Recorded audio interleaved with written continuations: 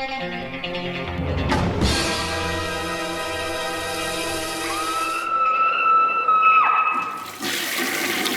guys, what's up? It is week 168, and I have some reviews and an update and a bunch of answers. You guys answered the question of the week with a bunch of stuff on Facebook, so it's like 4 pages long. So let's hop into this. This one is completely different for me to cover.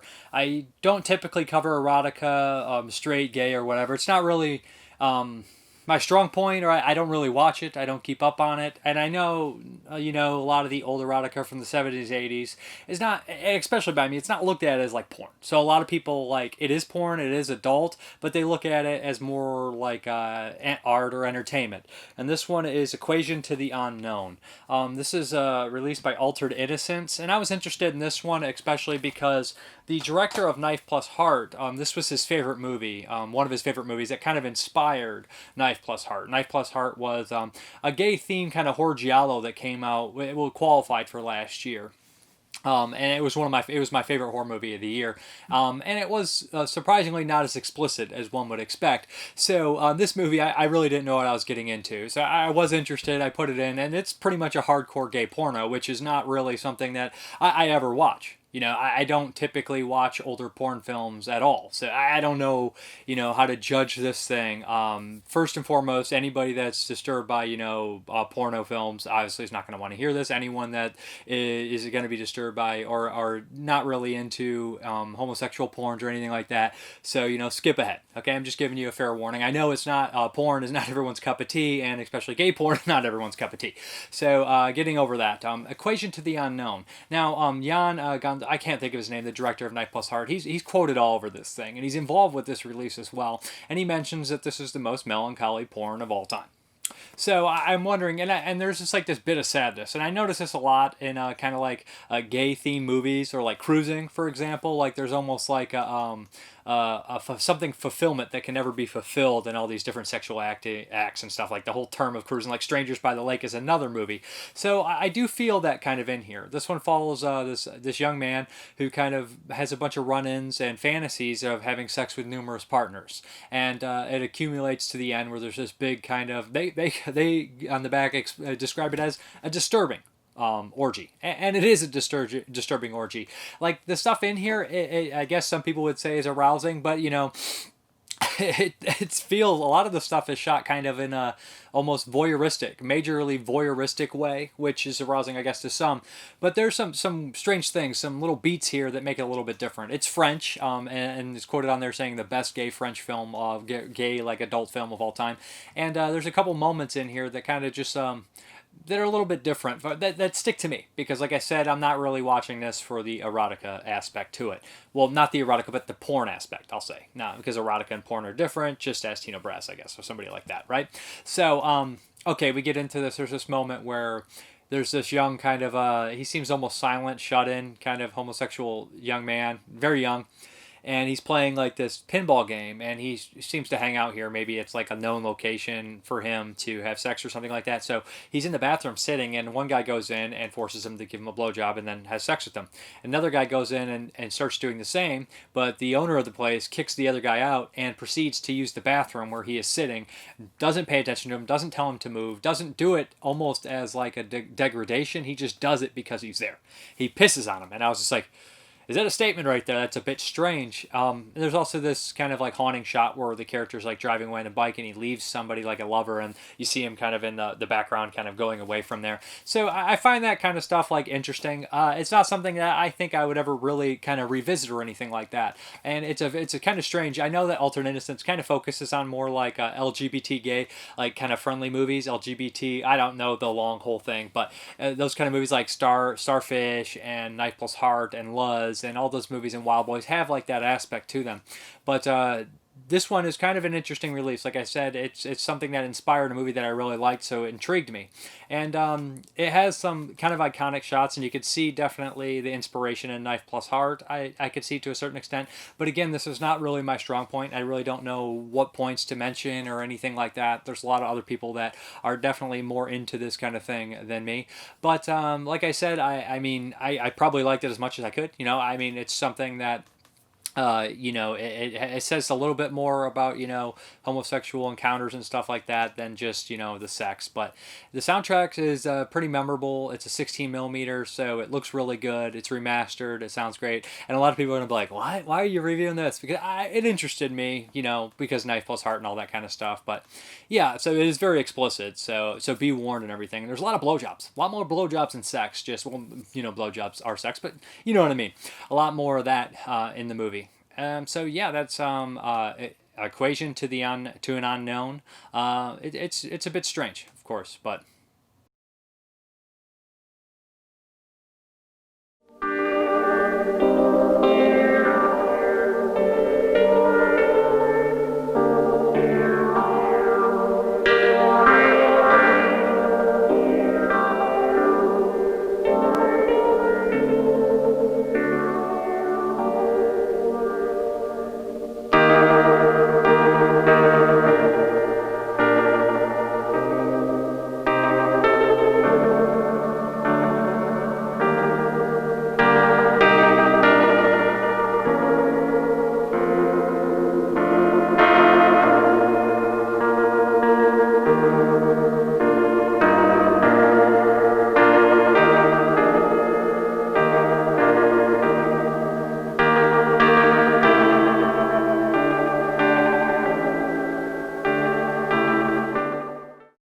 Okay, this next one is from Severn Films, and this is Mondo Balordo. And the reason I wanted to kind of check this one out is because it is narrated by Boris Karloff. I'm not a big fan of Mondo movies, I'm going to say that now. After I've seen Mondo Cane, all the other Mondo movies after that just never matched up to it, and they didn't have that beautiful Riz Ortolani score, so I was like, I appreciate watching them and watching them, getting them through, you know what I mean? Knowing what they are and how they affected cinema like Cannibal Holocaust and other things, and how they show how the media can manipulate certain things interests me. Because that's what these Mondo movies are, is a bunch of footage they shot or recreated or something like that, and they edit it and then put a narration over it, and completely the audience eats it up. Or they used to, but maybe not all of them. I hope not all of them. But they just eat it up. And it's complete, utter nonsense and bullshit, and they're always so dated, it's just embarrassing and cringy. But Boris Karloff basically walks through all these bizarre moments. He's not there, he's just narrating. Walks you through all these bizarre moments where he makes up a bunch of bullshit that people eat. Like I said, I'm not big on Mondo movies. I wasn't a big fan of the score on this one, and this one really doesn't do much for me. I'm going to be honest. It might interest people, and Boris Karloff does have some good lines, some memorable lines here and there. But I don't care for Mondo movies, really. They just kind of annoy me, unless it's Mondo Cane. I know that it's a little bit maybe closed-minded when it comes to it, but I feel like this is, maybe some people feel this way about certain genres like slashers or, ghost stories. Once you see one and you see the cream of the crop, it's just like, what's the point? This one was a Crown International, so like it's a little bit different in that aspect, but it's kind of funny in certain things that they say, like how they edit them in the narration. It's just complete falsehood. Like they're saying this tribe we got help from a white hunter or white poacher to kill this elephant, and it's like there's no poacher around whatsoever in the footage. It's just a few spears in the side of an elephant. I hate watching elephants be killed. I'm sorry, anybody I believe does. I know Mondo Magic has a really gratuitous scene, which is worse in that than this one. But I just I don't enjoy it. These are just too trashy for me, I guess. There's no sustenance in it for me at all. It's just kind of like watching, and I understand the point to them, and how they work and how they do it, how they manipulate the things like that. And that's good to know that people do manipulate media footage like that. Everybody knows that. But how they narrate over it, and sometimes some of the actors will appear in segments, even though both the same segments, even though they're supposed to be halfway across the country and everything like that. The disc does include another movie on here. I can't remember what it's called. Geez, it's a whole nother Mondo movie, Mondo Oriental. So yeah, from 1960. So if you're interested in that one, it is released by Severn Films. This is Boris Karloff inviting you to witness an utterly fantastic collection of the most incredible and unusual sequences ever filmed.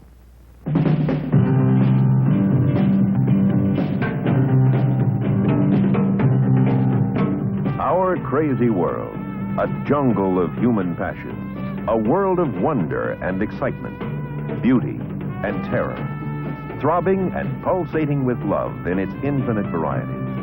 Dominated by the most savage beast of all, man himself. Like his four-legged brothers, man is always on the prowl. But man alone seeks his pleasures in strange and devious ways, stalking his prey in the dark of night and even in broad daylight.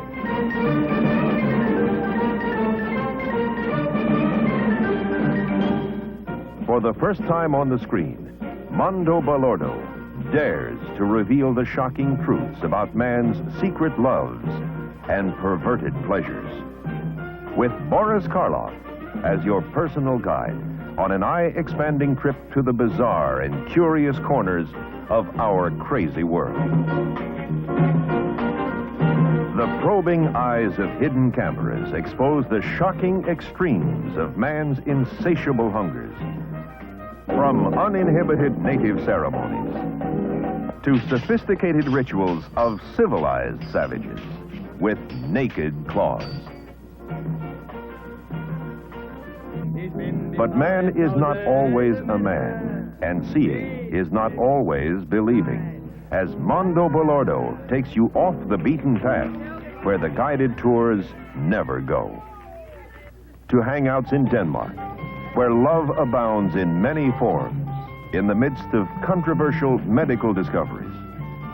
To ancient Arabia, where women will go to any length to attract a man, even though their resources are limited. To exotic Hong Kong, where ecstasy is experienced in clouds of dream smoke.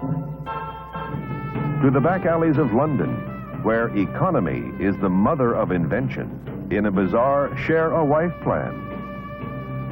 Authentic scenes of life in the raw, photographed in secret, shockingly revealed for the first time in Mondo Balordo. With so different you won't believe it even after you've seen it.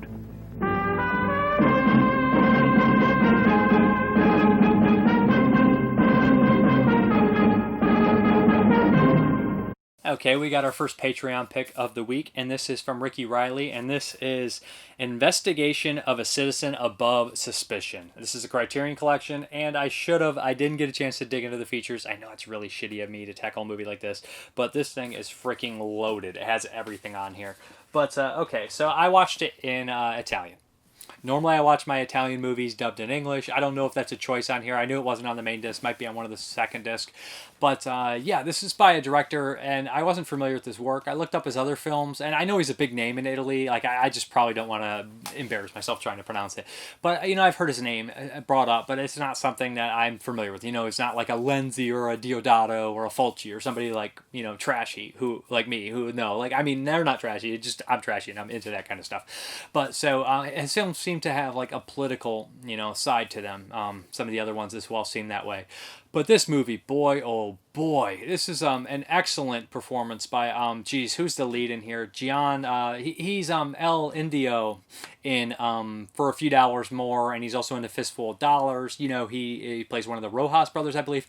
He's a big name. He's in the two of the Sergio Leone spaghetti westerns.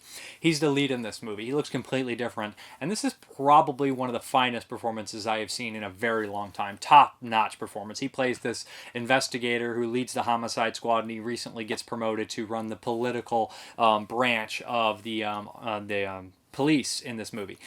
He's completely trusted, and this movie kind of goes back and forth between in the very beginning he commits this murder, or covers up this murder of Florinda Balkan from tons of things like Flower the Heretic, Lizard in a Woman's Skin, Don't Torture a Duckling. She's in tons of movies. Covers up this murder.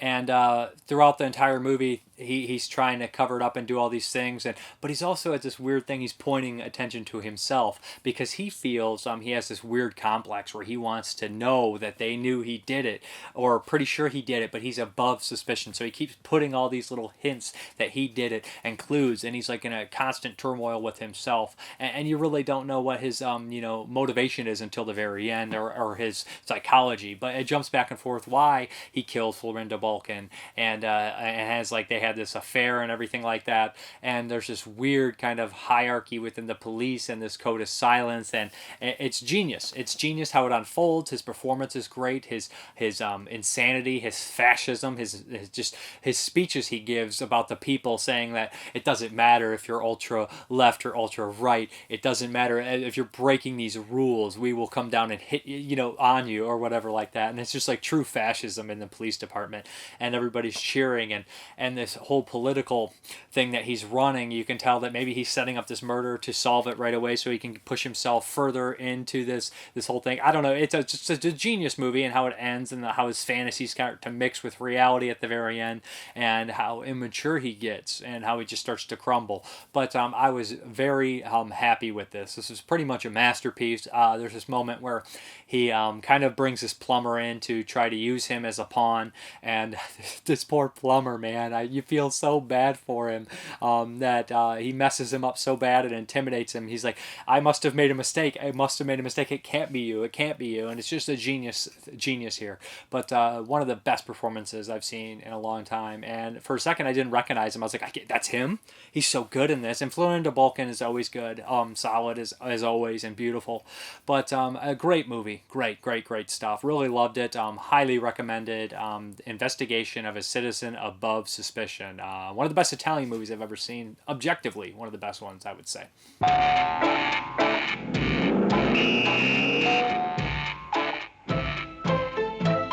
Even when he jumps a red light, the police salute. We are the guardians of law and order in our time. His voice is the law. He is a citizen above suspicion.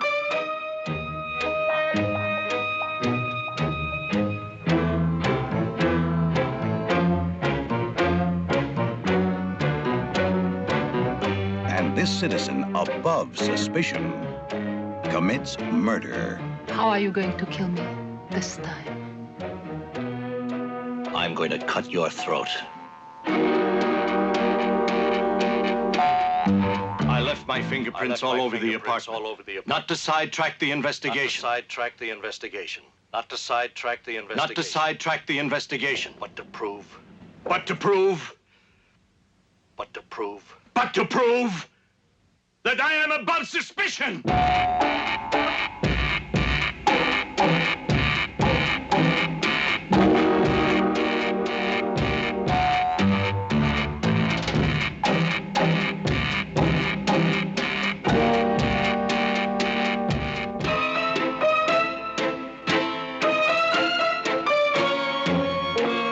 If I kill that whore, what would happen to me? You would head the investigation. How brave you are.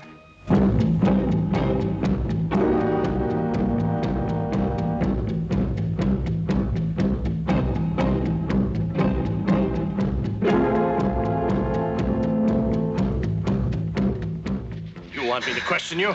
Well, then talk. Talk. You can commit any crime you want. They'd never catch you.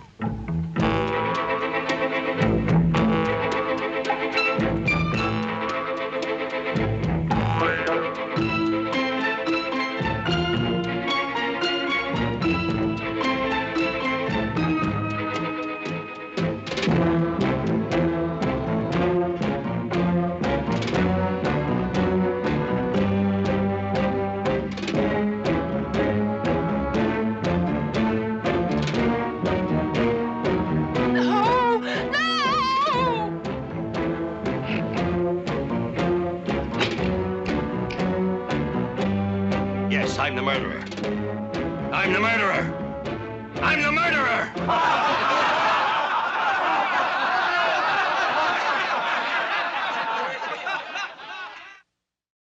Okay, the next one is a Patreon pick by Chris Rivers, and this is Kid Galahad, and the name from, the old myth, but this stars the one, the only, Elvis Presley, baby. So, that's just like a really bad impersonation of Bruce Campbell doing Elvis or something like that. But, Elvis. The only other Elvis movie I was really familiar with from Chris Rivers, he also gave me the pick, was Charo, which I actually really enjoyed, the Western.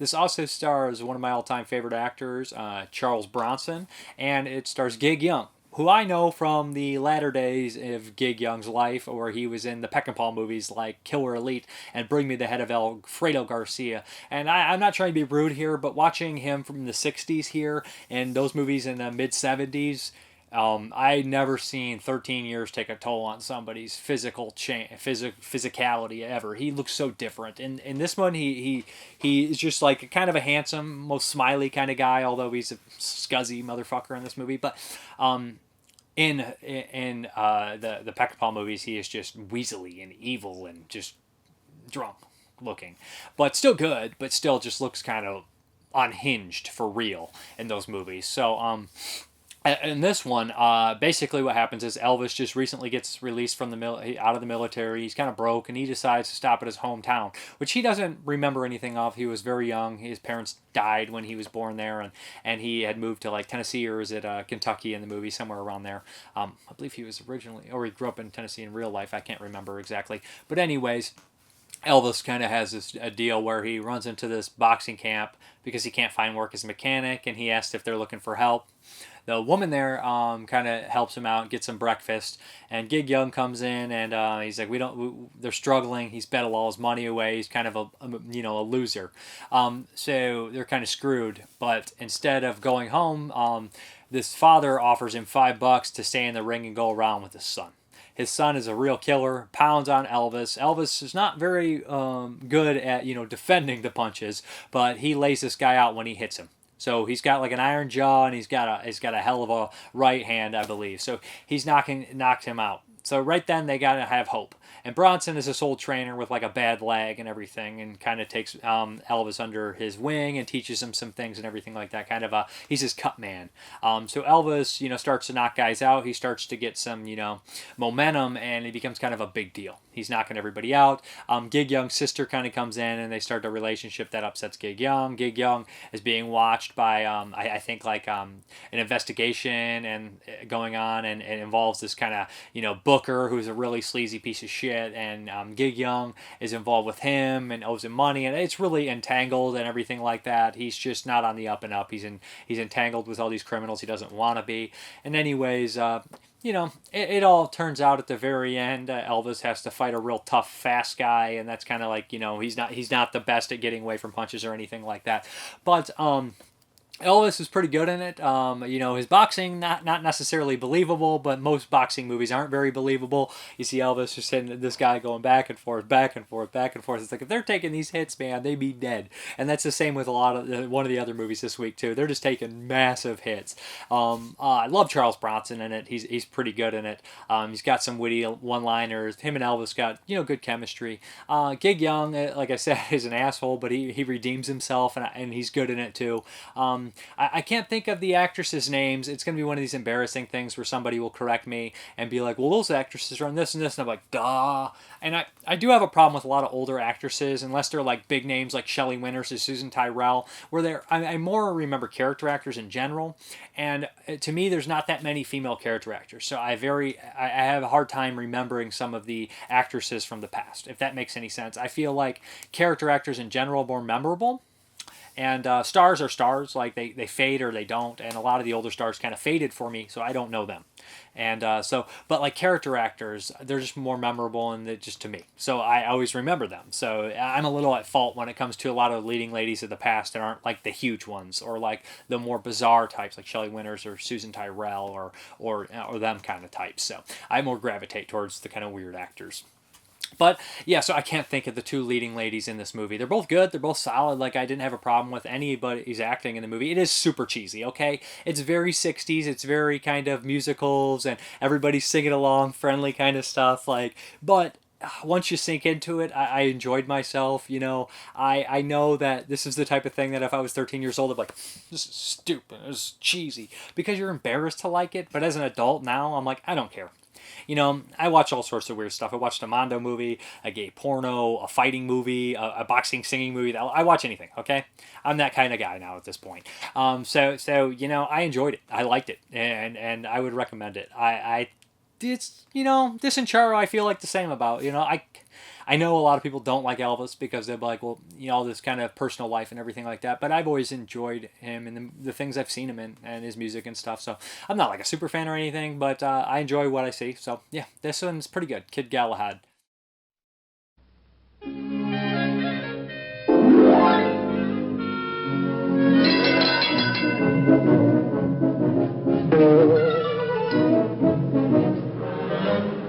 The poor man wants the oyster, the rich man wants the pearl, but the man who can sing when he hasn't got a thing, he's a king of the whole wide world.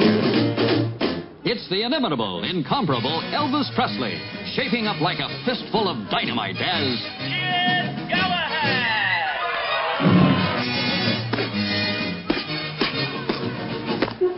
It's a knockout. A honey of a picture full of that Elvis kind of action.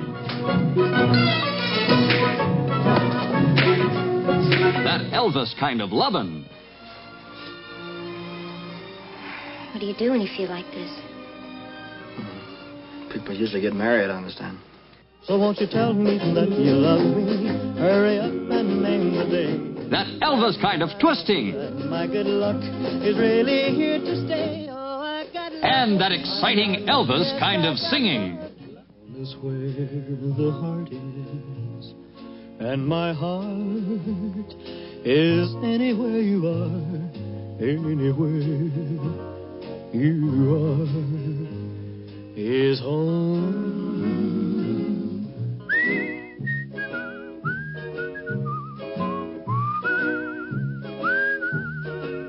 It's a whistling tune for walking in the night.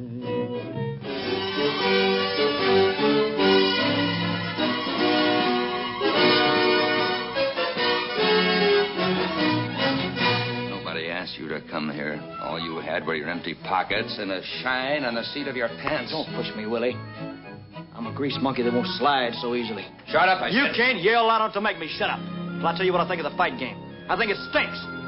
And when it does for me what I want to do, I'm getting out. I'm riding the rainbow, hitting the highway to happiness. Oh, yes, I'm looking to find someone who's meant to be mine.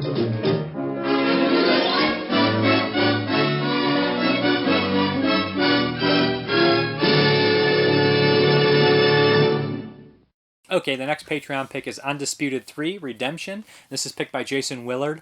And yeah, I reviewed the second Undisputed. Never saw the first one by Walter Hill. But the second one followed the story of Boyka, who's this just Scott Adkins. And he ends up fighting the guy from the first one, but it's Michael Jai White in this one and whatnot. So this one carries on. Boyka had gotten his leg broken in the last fight in prison. So now he's kind of like been like in isolation and just mopping and just kind of a loser.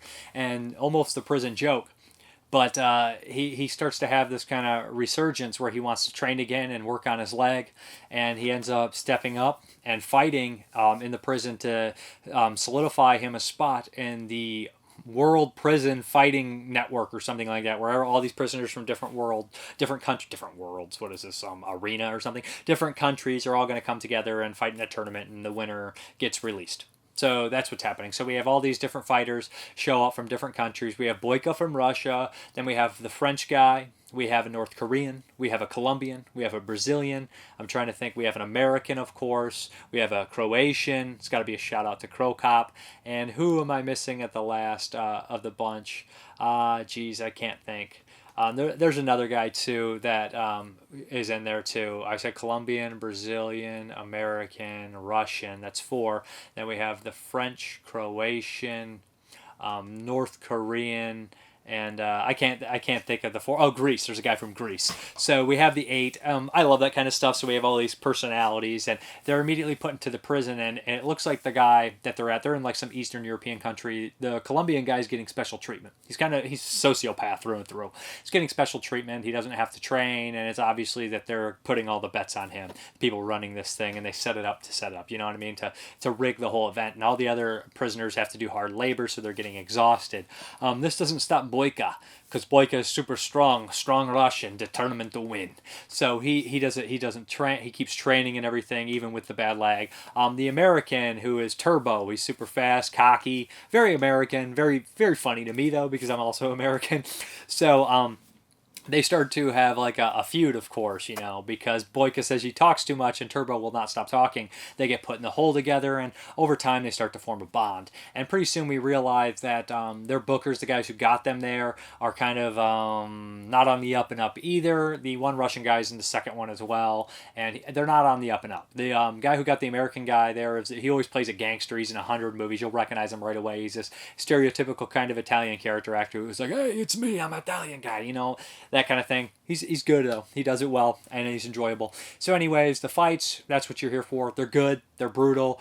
People doing would be knocked out immediately though, but still they're like doing like kicks and jumps and flips and everything like that, messing each other up. Really entertaining. I liked a lot of the fighters, and the Colombian guy has a real weird style. He's really tall, and he's crazy. And like there's different styles, of course, too. I was waiting for the Croatian to be throwing head kicks left and right, and he does throw a couple head kicks. But I would recommend this one. It's very fun, very entertaining. I just like Boyka, okay? I know as a kid I was growing up, me and my brother would always have fights like in the basement, kumites, and my cousins and everything like that. And I was always the Russian. I would always play like the bad guys, like I want to be the sumo wrestler or the Russian, or I always wanted to play like the villains, because when I was a younger brother, the toys, I get the bad guys. I got all the bad guys, I always preferred the bad guys when I was a young kid. So although Boyka is pretty much the hero of this movie, I do kind of enjoy watching, the Russian character type in a movie. And it's got accents isn't even Russian. He's like, from the UK. So, but I've seen a lot of his movies lately, next to Jason Willard's Patreon picks, and I've enjoyed every one of them. I think he's one of my favorite guys to watch for action. Just good, solid, and he's a little bit more versatile than people would give credit for, playing Boyka or playing like a cocky guy or playing like a quiet guy. Just enjoy him. So yeah, Undisputed 3 Redemption. I really like this one. Great stuff, very fun. Here we go again. Boyka's back in the toughest prison in the world. This is hell. And now you're in it. The most lethal competition. Welcome to the first ever tournament of international prison fighters. Is about to begin. I want to fight again. Against the best in the world. It's suicide.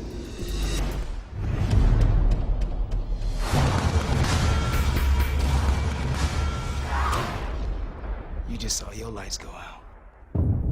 Bling! The ultimate competition. One prize. Nobody's gonna get past my boy Turbo.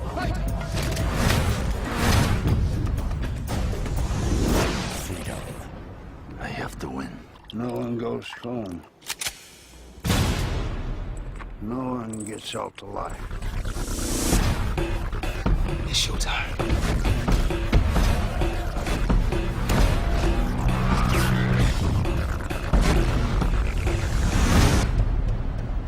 I made a new wager. You just can't beat the Colombian. That makes me angry.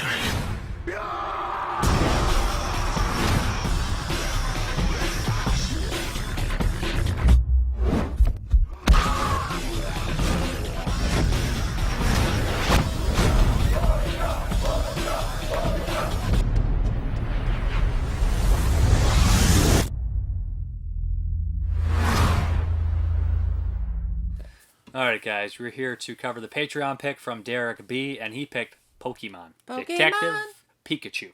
Pikachu. I don't know shit about Pokemon. The only game I played was Pokemon Snap, and I don't know why I played it, because I like 64, and you like, with the camera, it's kind of like shooting things. I guess that's why I was like, ch-ch. I was like weird. I'm like a perverted voyeur. I was like, gotta get some Pokemon. That's the only one I played. So that's all I know about Pokemon. Never collected the cards, never was really into it. I did get drugged to the first movie because we were at the theater already, and the only two movies playing were not Molly Ringwald, just Molly Shannon and Superstar, and the Pokemon movie, and my friends outvoted me, or I didn't care. So, yeah, so Detective Pikachu, when I saw the trailer, I actually was like, that kind of looks cute. Yeah. We watched it, and this is just a modern version of Who Framed Roger Rabbit. Yeah, very much. Like, every beat of Who Framed Roger Rabbit. Not as good, of course, but that doesn't stop me from saying that this is very enjoyable. Yeah, well, I think it's not just Roger Rabbit. There's a lot of things. 80s... Batman. The end with the balloons. I'm like, that's just what Joker did. Yeah. And as you're watching it, you see repeatedly. There was like Teenage Mutant Ninja Turtles 2 in here. There's lots of kid stuff. It's like a mismatch of kid movies from the 80s and 90s. Yeah. Or family movies. Okay, the plot is basically there's this Pokemon village, or this world. There's this little small part. There's Pokemon everywhere, okay? But there's a small part where the Pokemon, I'm Bill Cosby over here.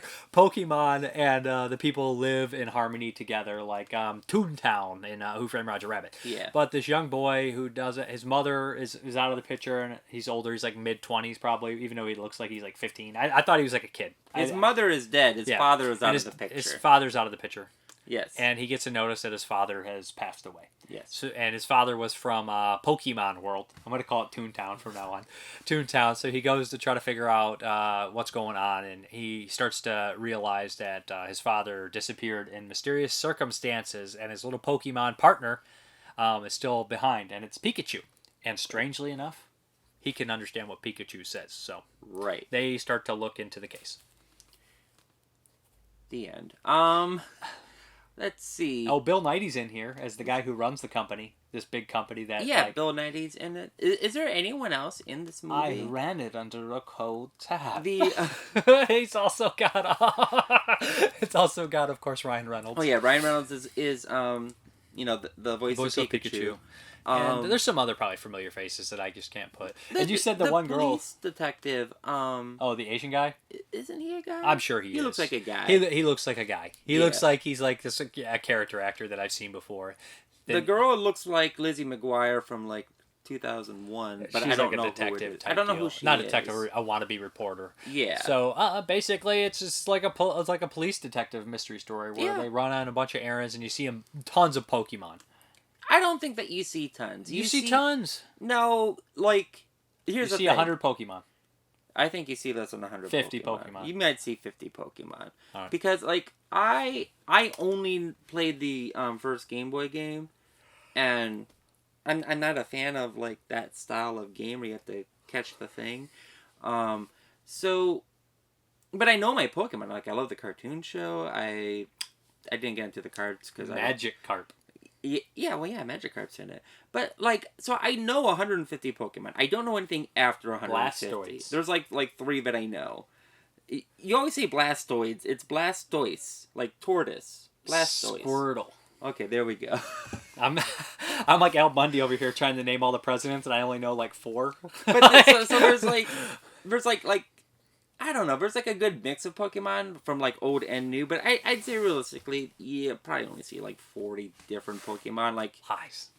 Every Pokemon's in this movie. Every single Pokemon. It starts out just like the Pokemon movie with like Mewtwo like coming out of the thing. Okay.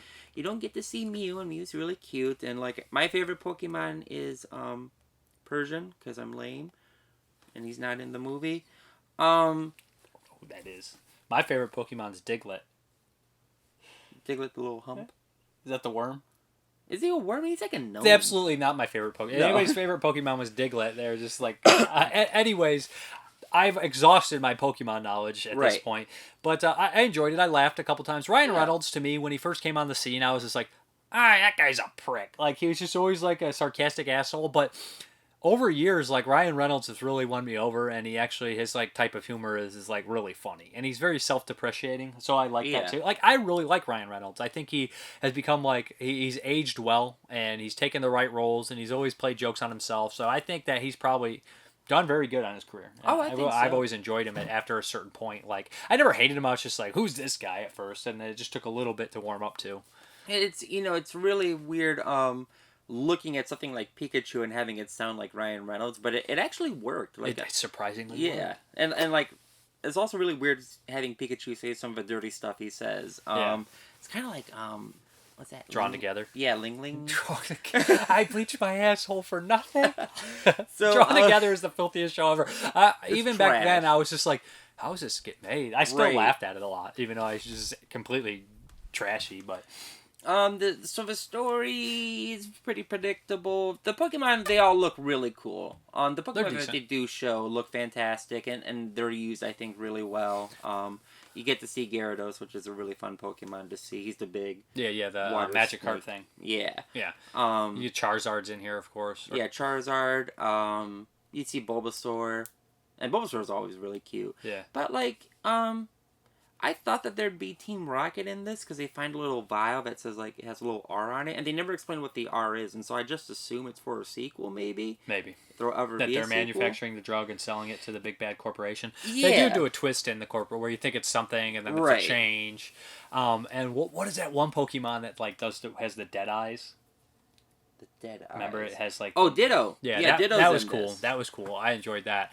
And it's a big budgeted fun movie. Yeah, it's very fun. It's really good. I think this is a good for the family kind of deal. It's not as good as Who Framed Roger Rabbit, but that might be nostalgia talking, right? Also though, the cartoons in Who Framed Roger Rabbit are such much more iconic. They've been around for longer. So it's you got Disney and the the Looney Tunes. It's just you're never going to see that anymore. The Toontown scene in Roger Rabbit is fantastic when they show the classic characters, but Roger himself and a lot of the central cartoon characters in the plot, they're nobodies. You don't know who they are. But you got Bob Hoskins. You do have Bob Hoskins. And you got fucking Christopher Lloyd in one of his best performances of all time. This is true. But in this one, we have Pikachu. Nobody knows who Pikachu is. Yeah. I say more people recognize Pikachu than they recognize Roger Rabbit. Of course, nowadays. Kids don't know nothing. Kids know Pikachu. Get off my lawn. I'm a taxpayer. So, but I don't know. It's a really touching movie. I got teary-eyed in certain spots of it. What? I did, yeah. Anything talking about dead parents or yeah, that'll do it. Or I forget what the moral of this movie was. It was don't be mean to your dad because then he might die. I mean, you're being mean to me. I like it. Like I said, I don't know if we rate the ones that aren't on the segment show, but I'm 3.5. It's fine. It's 7 out of 10. I'd watch it again. I'd recommend it to I'd watch it with kids or a family. Right. If I had kids over that were we don't want to watch it, I'd be we're just gonna put in this Pikachu movie because I can stomach it or tolerate it, and I think it will keep you entertained. This one, did it come out last year? Yeah, I think it was last year. Because I also saw the Sonic movie, and I think they're not similar. They're different plots, but I don't know. I kind of like this weird new way that they're doing video game movies, because they take the time to make the characters, and with Sonic there was a train wreck that caused this, but to make them look cool. Remember when we were growing up and remember the Mario Brothers movie where we saw Yoshi? He was practical though. Yeah, but he was literally just they took the raptor from Jurassic Park and spray painted him. He wasn't even. That's how Yoshi looks. It's not how Yoshi looks. If Yoshi looked like that, he wouldn't be in a video game. He'd be Riptor. I mean, King Koopa looked exactly like he just did, like him, breathing the fire. The Goombas were just these little sock puppets. Hey, you got any buds and bottles? Get out of here, King Koopa. He's just yeah, just doing coke. So I like that they're he's just taking doing the oxygen. time. Blue Velvet. Oh yeah, that's right. And also coke off of the set. Maybe. And on. But no, I like the fact that we're taking the time to actually put effort into these movies. We just watched that Resident Evil movie, and it's that was a turd. It's everything when I was a kid that was based on video game. It's with the exception of Double Dragon, which also ignores the source Double material. Dragon, Super Mario Brothers, and Street Fighter, and Mortal Kombat are all awful movies that I will watch and enjoy and be that's the worst adaptation of those games. But then I'll be but they're fun. But they're crappy fun. sci-fi movies They that I'll are watch crappies. any day. But you don't recognize anything if you didn't. Yeah, Resident Evil is worse to me because maybe some people will be it's a better movie than those. It's it has nothing to do with Resident Evil. No, nothing. It's it's fucking remember the Matrix? We like the Matrix. Make that now. It's just such obvious studio interference bullshit. I just I mean, Mario Brothers was just Blade Runner, just with dinosaurs instead of robots. Yeah, but it had Bob Hoskins. It did We've have been Bob over Hoskins. this before with the Who Framed Roger. It had Bob Hoskins. I'm good on this. Like I said, 7 out of 10. 7 out of 10? I'd give it a 3 out of 5. 3.5 out of 5. Yeah, it's 7 out of 10. No, 3.5 out of 5. It's over. We're done. Bye. Welcome to Rhyme City. A celebration of the harmony between humans and Pokemon. Tim, your dad was a legend in this precinct. If you were anything like your dad... I'm not. I remember. You wanted to be a Pokemon trainer when you were young. Yeah, that didn't really work out.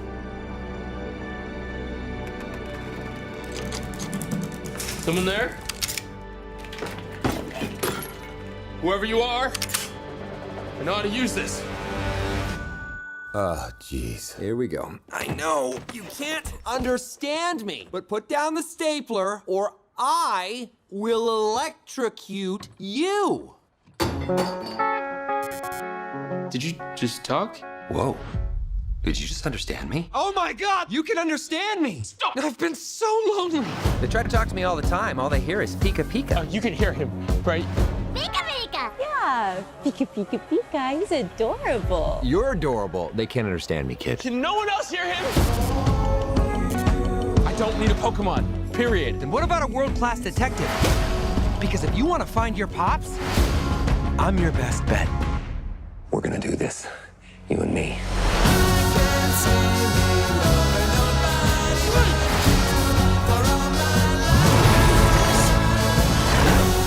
There's magic that brought us together, and that magic is called hope.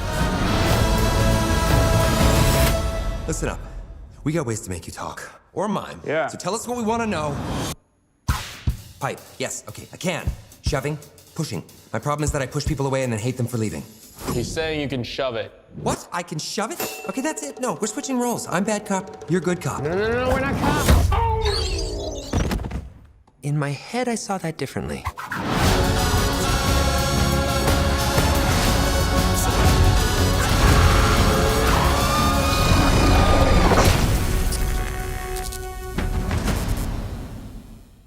Okay, this next one is on Shudder, and I'm not really sure how to say this. Is this Impetigore?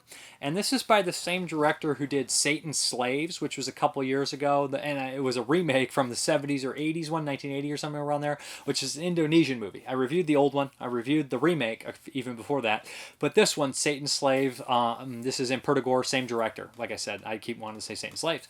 I was interested in this one, obviously, because I was a huge fan of Satan's Slaves. The old one I like, and the remake I thought was great. I thought it was probably one of the best movies that year, of course. But so I put this in, and I was immediately kind of drawn in because it follows these two younger girls, about 20, and their dialogue's great. They're both like kind of communicating. They work at like the toll booth, kind of like a Ohio turnpike kind of deal, and they're not at the station at the same place, but they're kind of bullshitting on the phone back and forth. Their dialogue's funny. They're taking pot shots at each other, which kind of what friends do. It's very very modern kind of dialogue.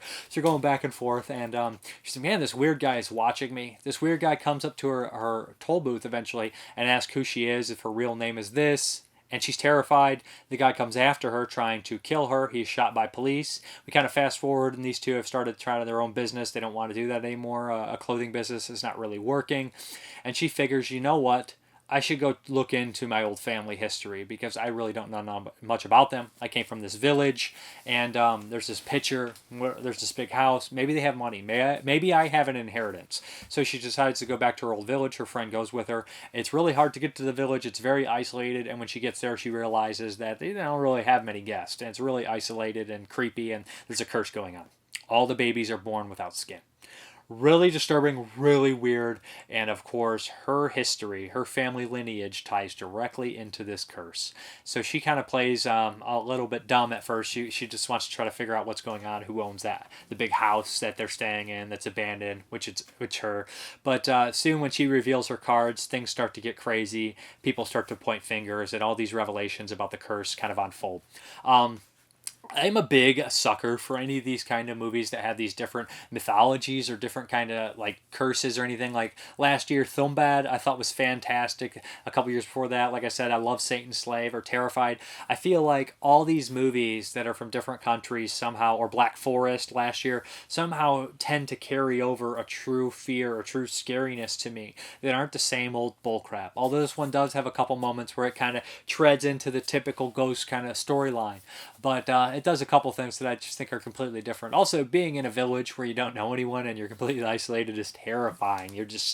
It's a very scary kind of thing to be stuck in a situation like that. I really like the two lead female characters in here. I think their dialogue's great. I enjoyed them, and although at points you think that maybe they could die and a lot of more people would live, you always root for them. Even in the face of babies being born without skin. But I really liked how it unfolded. And it starts to get pretty crazy with some incest. Not necessarily incest, but all these kind of, they slept with this person and that person and it was a lie and there was a curse on this person. And you kind of have to pay attention or you might get lost a little bit. Although, I followed what was happening. Some people might just miss a second. But there was a second there where I was like, did I miss something? And I filled in a blank and one line of dialogue and I was like, okay, now I know exactly what we're dealing with here. But great stuff. One of the best movies I saw of 2020 so far. It's on Shudder. I would recommend it greatly. There's some gory scenes in here. There's some CGI with some throat slitting and everything. But for the most part, I have no complaints about anything in the movie. I enjoyed it. Good stuff. Good stuff. Gue nyesel banget ngajak lo bisnis. Karena tabungan lo habis. Emangnya lo maksa? Kan gue juga yang mau. Kayaknya gue mau pergi seminggu deh. Mana? Orang tua itu nggak terlalu penting. Ya, tapi kan sebenarnya lo tahu mereka siapa. Iya sih. Apalagi kalau orang tua ninggalin harta banyak. Ya, Bang, desa itu tuh desa terpencil, Mbak. Nggak ada apa-apa. Gede banget rumahnya. Sini kok banyak banget ya, kuburan anak kecil.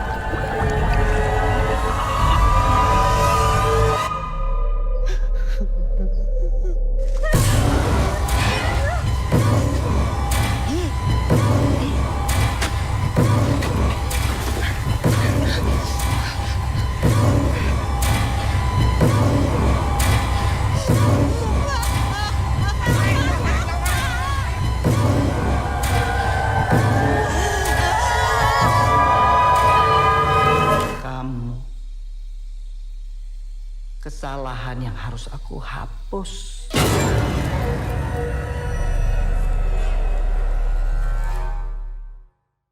Okay, we're going to go to that run through 91, and what can I say about this next one? So, before I make an idiot of myself, this is Jonathan Demme's Silence of the Lambs. Yeah. This is pretty much the big heavy hitter in 1991, right? Everybody's like, oh, Silence of the Lambs. Silence of the Lambs is going to be everybody's number one. Objectively, it's the best movie of 91, right? I mean, horror or not. And that rarely happens that a horror movie is the best movie in 91 in a consensus. You know what I mean? But yeah, this directed by Jonathan Demme, who started over at Corman School. You know, he got his start over at Corman, like a lot of the other greats did. But this stars Anthony Hopkins, Jodie Foster, Scott Glenn, Anthony Harold, or however you say his name, the prick guy. Then it's got some other people that you'll recognize in here: Tracy Walter, Daniel Von Bargen, Jack Napier, very small role by Roger Corman, and George Romero, which I love. But yeah, so this is an excellent movie based off a novel that I've never read. There was a movie that came before Manhunter. There was a remake of that, Red Dragon. There's Hannibal Rising. There's a television series. So this movie has, you know, a big franchise, a big following for obvious reasons. Jodie Foster is Clarice. I cannot say Clarice right now. I'm having a tongue twister. She's Agent Starling. Let's go with that. She's a very new recruit in the FBI. She's learning. Scott Glenn sees obvious potential in her and her abilities, so he sends her to interview this infamous serial killer, Hannibal the Cannibal Lecter, and it's played by Anthony Hopkins. So she ends up going there, and she's supposed to find out information about another serial killer so they can catch him, in a guy named Buffalo Bill, played wonderfully by Ted Levine. I don't know if wonderful is the word, but perfectly by Ted Levine, who's a great character actor in himself, always different. But my favorite performance in the movie is Buffalo Bill, by the way. But she ends up meeting Anthony Hopkins, and it's a really kind of a weird, complicated relationship. He starts this quid pro quo, whatever the hell it is. It's a political term where you give me this, I give you that. So basically, he gives her information about Buffalo Bill, who he seems to know quite a bit about, and Starling gives information to Hannibal about her personal life, because he is a psychiatrist, or he was, and he gets off on it, and he can manipulate people very well. So that's kind of what happens here. So they got to find this killer in Buffalo Bill, whose most recent victim is a senator's daughter, before she gets skinned and filleted, because that's what Buffalo Bill's MO is.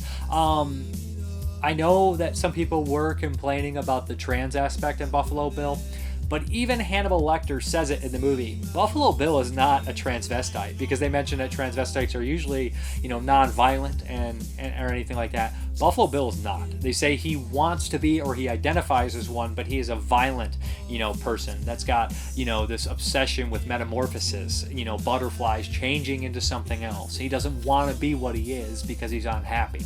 But, geez, there's so much crazy stuff going on here, and although at times you're like, oh, you feel like there's some coincidences here, but in ways it makes sense, and you can fill in a little bit of those gaps, and you're like, oh, yeah, I got it, I understand how this led to this. But Jodie Foster's great in this. She's fantastic. I love her character. Her character's what's really good about it too, because she's strong, she's smart, she's the lead. Hopkins is great too, very funny, very quotable dialogue. Hey Senator, love the suit. I mean, that stuff, it just makes me laugh out loud by myself. It's just perfect timing on him.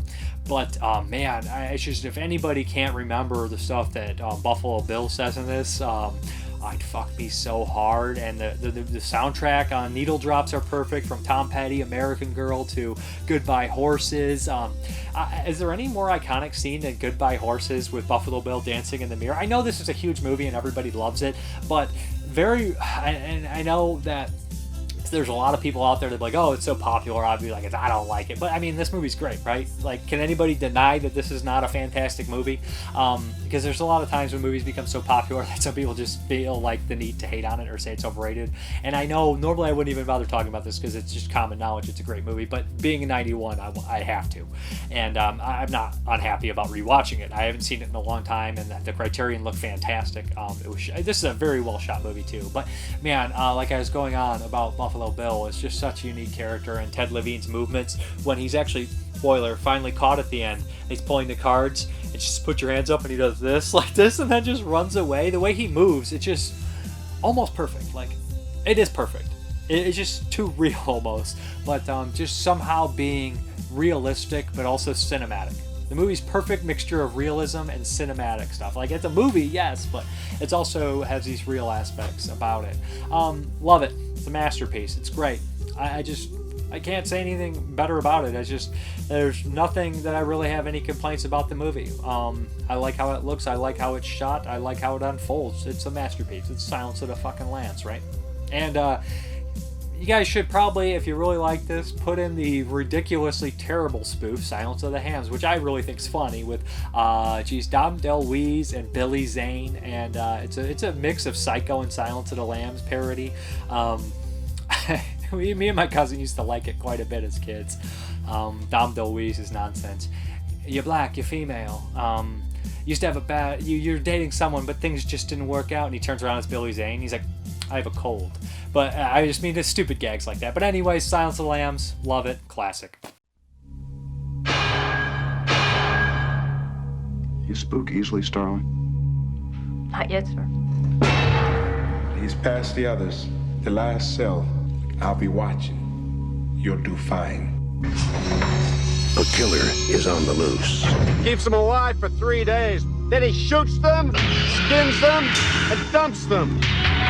A rookie FBI agent is on his trail. He's got real physical strength, cautious, precise, and he's never impulsive. He'll never stop. But in order to track him down, she'll have to match wits. I'll help you catch him, Clary. Believe me, you don't want Hannibal Lecter inside your head. with the darkest of all minds.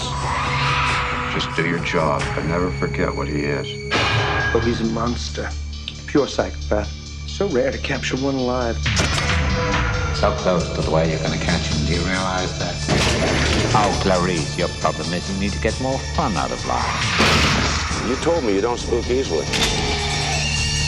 You call this easy, sir? Lecter's missing hand arm. Man's a raving maniac. Who knows what he'll do?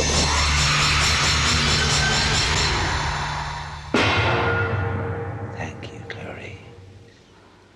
Thank you.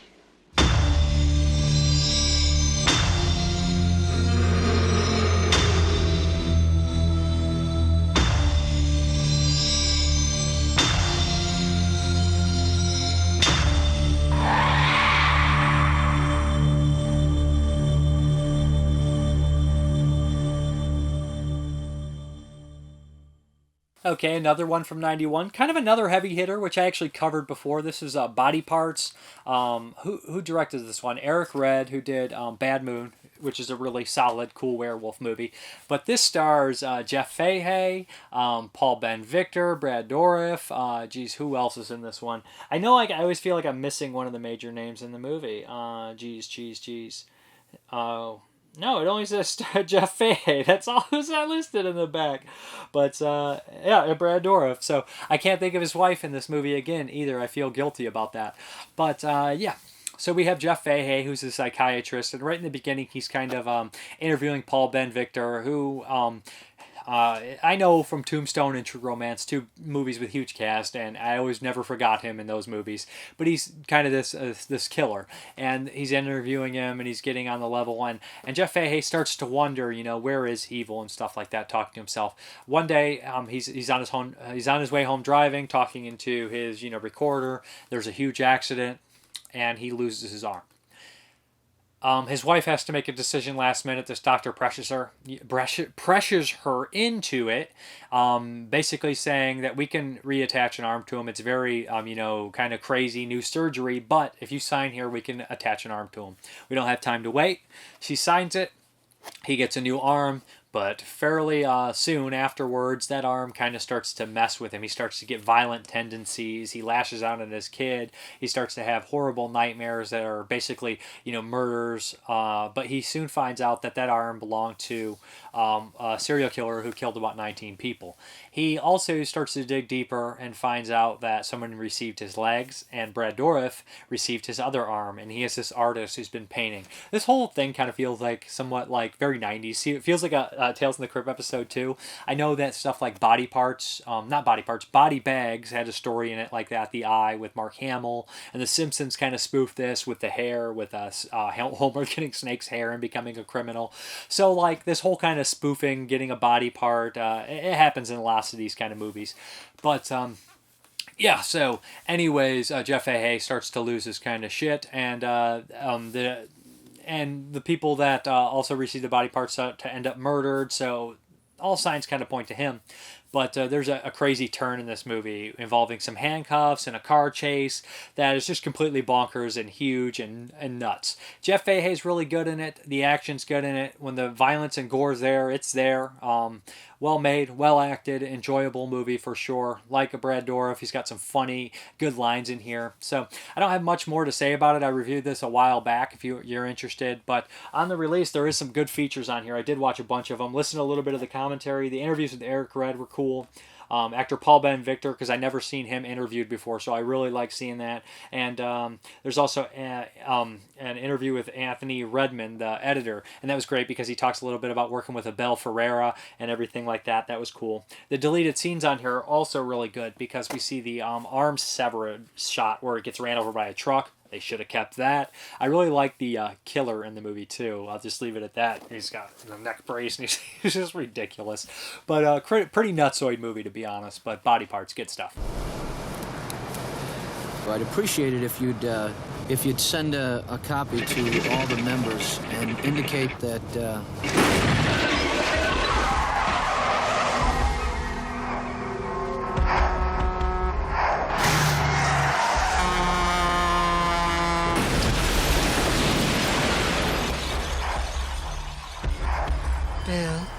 Nothing to worry about. Everything's going to be just fine.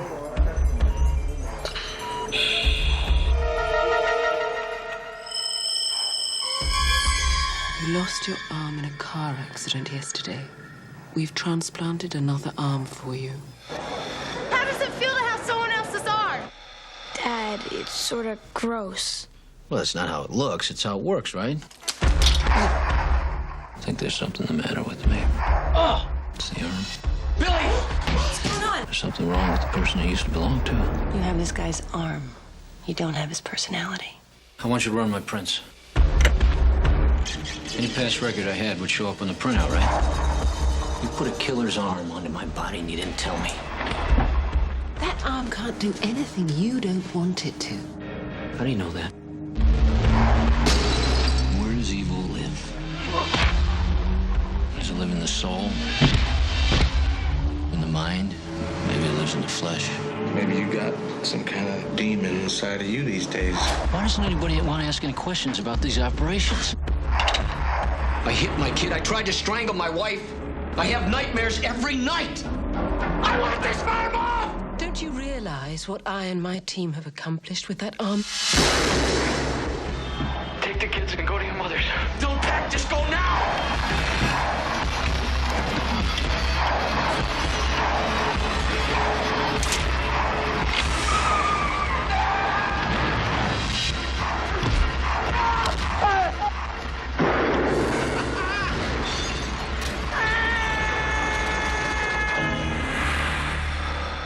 Body parts. We're making history here.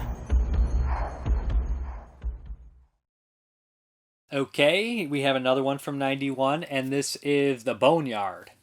Yeah, The Boneyard. And I saw this years ago, probably on VHS because it was a zombie movie, so-called, and I love zombie movies, so I tracked them all down. I saw the VHS, saw the DVD, always was okay on it. Rewatching it this time, I don't know if it was nostalgia or maybe it was so much different than the other movies from 91, but I love this freaking thing. The two stars in here, the characters, you know, they're not huge to me. One's Ed Nelson, he plays an older cop, and the lady, I can't think of her name. She's an older, middle-aged woman. She's a psychic. She's heavy-set. So, like, the two leads, having those as your two leads automatically is just like, that's different. That's refreshing. So, basically the lead in here, she's a psychic and she's kind of very depressed. She had some tragic stuff happen in her life, and all this kind of psychic, you know, using her, the cops using her to help find dead kids and stuff really bothers her, and she's just all messed up from it. So Ed Nelson comes to her, and they have a relationship. That's the cop. And he explains to her that we need some help with these bodies that we found. We don't know anything about them. The guy who had the bodies was telling this crazy story that he was actually watching them, and these are some sort of weird, I guess, in layman's terms, some sort of ghouls. He doesn't say that, but I'm going to say that. They're ghouls that need to feast on dead bodies, and he was basically watching them and protecting people and feeding them so they wouldn't get out of hand. So they all think he's crazy, of course, but this is supposed to be some old ancient myth is what he's going on about. So they basically go to the morgue to identify them. She needs to sample and touch them, where they meet Phyllis Diller, who plays the check-in lady, and her poodle. Yeah, you guys seen the cover, you know where that poodle's going. And Norman Fell, who's in a bunch of movies, and he is one of the basically morticians, or the guys who does the autopsies. So, or coroner, or whatever you want to call it, coroner. So whatever you want to call it. So essentially what happens here is she starts to study these bodies, and they're really kind of messed up. There's two girls and a boy, and they're all deformed and gross, and she soon learns, she gets a hair sample, and they're all down in the morgue, and there's an elevator system and all this complicated stuff to get out and get in and everything, that they're alive. And pretty soon these children zombie creatures come to life, and they're really creepy. They look like the demons from Demon Knight. They start to attack them. It turns into a siege movie, and they have to survive the night from these little ghoul things. But the ghouls can make other ghouls. And that is awesome, because they don't just choose, you know, little kids, because there's no little kids in there, so they start to turn some things into ghouls. And we know just by the cover, some of and the back and everything like that, who's going to get turned into ghouls and everything. But the special effects in that, they seem like, I think this predates Dead Alive, but, you know, they remind me of stuff like Dead Alive, or they definitely have that Sam Raimi, big, evil, goofy kind of stuff going on. Love the effects, and I love the lead characters. I actually like everyone in here. There's this weird element here where they have one of the characters who, like, they bring in the this lady, and they go to perform an autopsy on her, and she's still alive. It's really kind of weird, and they kind of have her come in halfway through, and you're like, I don't know why they did that, but oh well. It's kind of like the scene in Demonic Toys when the one girl sneaks in, and you're like, why the fuck is she here? It's just weird. It's just a weird way to enter a character halfway through a movie, but it's not a major hit on it or anything like that. Norman Fell's fun in it. Yeah, there's another cop in here as well. So I enjoy this one. I think it's cool. I think it's entertaining. I think the effects are great. The monsters are cool. I like the mythology that is unfolded. Really dig this one. Really dig the location. I just wish there were more kills, and they showed some of the kills, and they were more graphic. I know that's a little bit complaints. The effects on the monsters are fantastic, and it's gross, and it's gooey. I kind of love this movie, to be honest. Really good stuff. Obviously, the special features on here. There's a audio commentary with the director, interview with Phyllis Diller, and she's kind of funny in that, director and the producer. So, yeah. And there's an interview with one of the little ghouls in here too, and she has like a picture. She's with a picture with her family and everything, and talking about it. So recommended. It looks good and sounds good from Code Red. I really dug this movie. So if you're a monster aficionado, or you like ghouls or zombies, there's not many horror movies that have ghouls in them. You know, things that live off dead flesh. But I like this one quite a bit. Welcome to the Boneyard, when a psychic uncovers an ancient curse of the undead.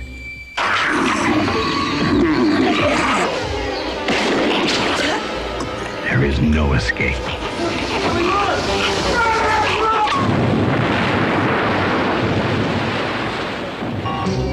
The Boneyard. Okay, the next one from 91 is A Child of Darkness, A Child of Light. And I remember when I asked what the worst movie of 91 was, somebody answered with that one being pretty bad.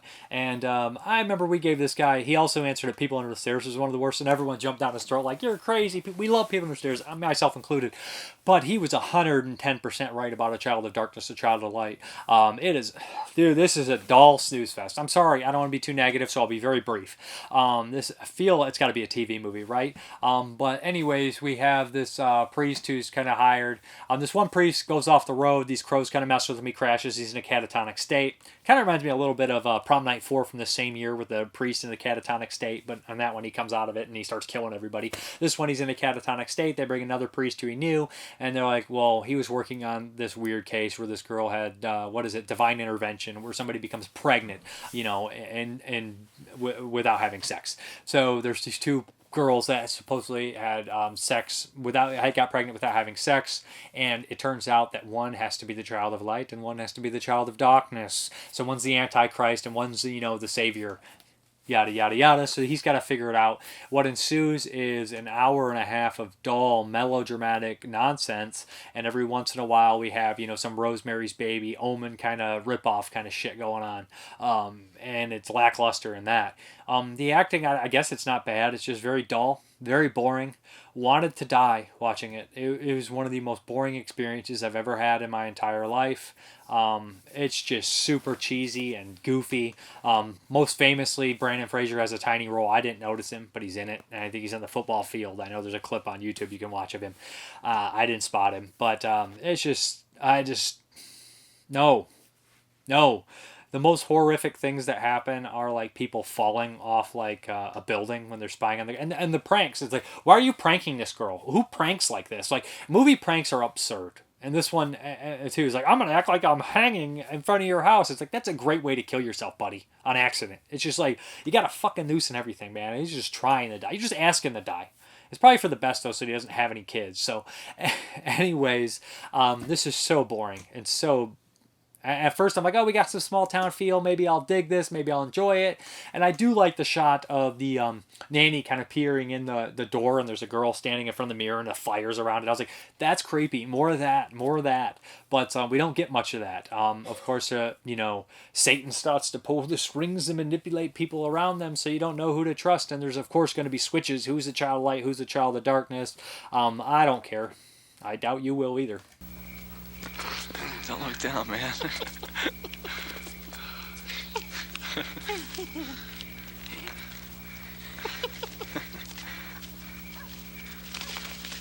Easy.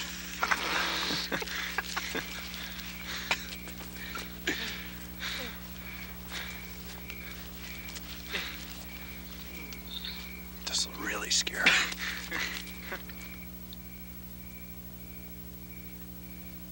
her. we go. That's great. Wow, you got a hold of him all right. Michael.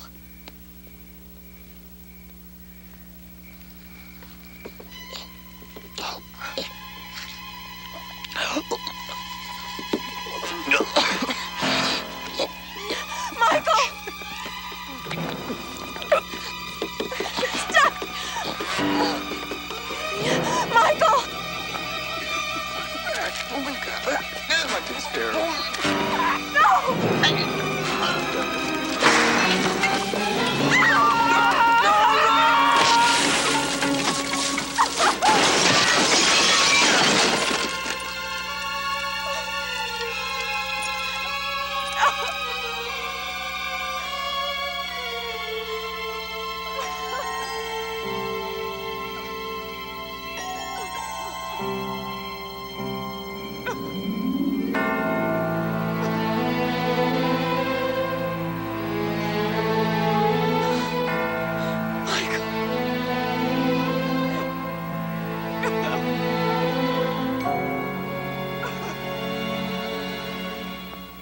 Okay, the next one from 91 is Camp Fear. That's right, a slasher movie, or kind of a slasher movie. This reminds me a lot of the movie from 85, Dark something. What was that one with Native American kind of shamans coming back? That one I kind of enjoyed. Dark Ritual, I can't remember the name of it. Dark Power, probably. Dark Power. This one here, okay. So Camp Fear opens up, and within 10 minutes, like 5 minutes, there's just tons of girls, like 10 naked girls, like, we need to get in the shower. Yeah. Michelle Bauer's one of them. I was like, oh, this doesn't look very good, but, you know, it's got some nudity and some goofiness and a bunch of zany characters. This should be fun. Pretty soon, we kind of limit down the characters to like 5 or 6. They decided to go camping in the woods. I don't remember what for. Maybe to study something. I think they're college students. They go out into the woods, and then there's some crummy bikers that seen the girls, and they're like, we want to get some of that. So basically, rapey bikers, and they're led out there by Buck Flower. Because Buck Flower, they're like, we'll give you a drink, old man. And he's like, I gotta have a freaking drink, man. I can't live without my drinks.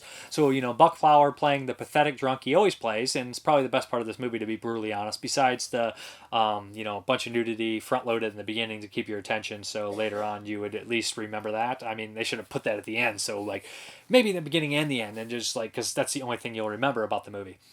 Because that's just the only thing that's going to keep your attention. So basically, for like an hour, they're in the woods. There's bikers after them. They're arguing. They're out there doing whatever the hell they do. I don't know. And they're starting to get kidnapped and disappear. Turns out that there's some weird, I don't remember what he is, like a, he worships trees. He's a big old druid that worships trees. So he starts to kidnap the girls and pull them in the cave. Whatever. He screams a lot, and he worships this sea monster. And like, I was like halfway through the movie, and they didn't mention this. They might have talked about some weird stuff like that, but I'm not gonna lie to you. I kind of tuned out. I was just like, So I don't remember them talking exactly about a sea monster, but maybe some weird worshipping things. But there's somebody in the water, and all of a sudden this thing comes out, and the quality's kind of shitty on this. So it's like, I'm like, what was that? What the hell was it? What's going on? What's going? And it was a sea monster that this he's a druid, right? Is he a druid that worships the sea monster? I thought druids worship tree. I don't know. I don't care. I really didn't care. It's just like a bad version of The Prey and Dark Power, and Dark Power's not very good anyways. And like, there's an hour of nothing, but I did laugh a lot at Buck Flower. And there's some funny moments where it's like, shut up, old man. Let's go to town and get some beers. Like, I can do that. I can do that. So Buck Flower drinking beer or wanting beer is about the best part of the movie. But if you want to see that, just go to the year before for Blood Games with Buck Flower wanting to get some beer. Or like the same year, watch him as the janitor in 967 Evil 2. So there's better Buck Flower from this year. So Camp Fear. Top 3 worst movies so far of 91 that I've seen, along with Wicked World and Child of Darkness, Child of Light. So, bad week on 91. 2,000 years ago, they predicted the end of the Earth. First, they were laughed at. Then they were killed. Then the Earth began to shake. It's been a lot more than usual. A reference to the millennium. What do you mean? The apocalypse. You know, the end of the world. I watched you walk away from me.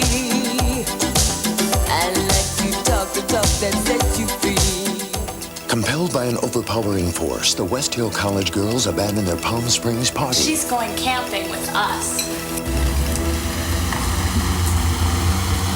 But it's straight up! You know, there must be some fascinating folklore attached to this mountain.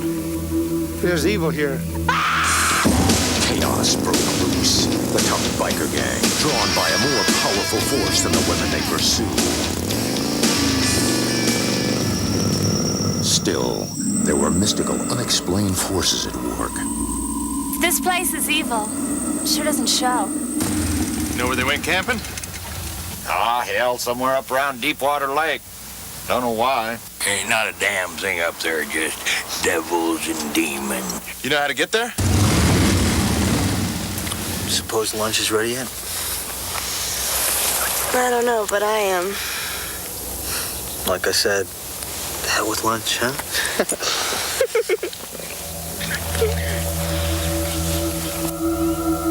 Jamie!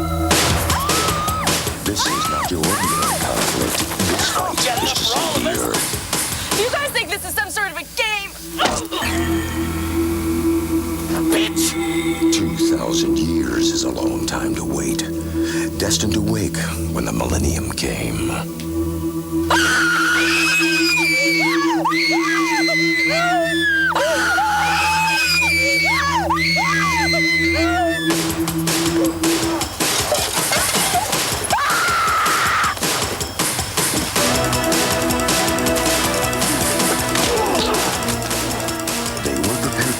Mysterious powers and ancient legends.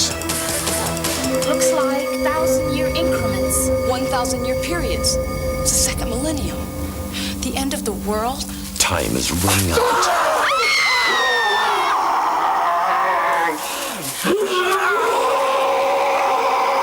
As long as he doesn't find us, we'll be all right.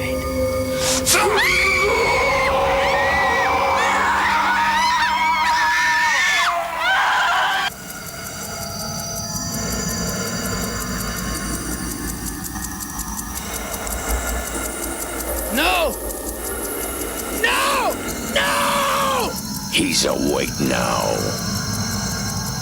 And no one can stop him.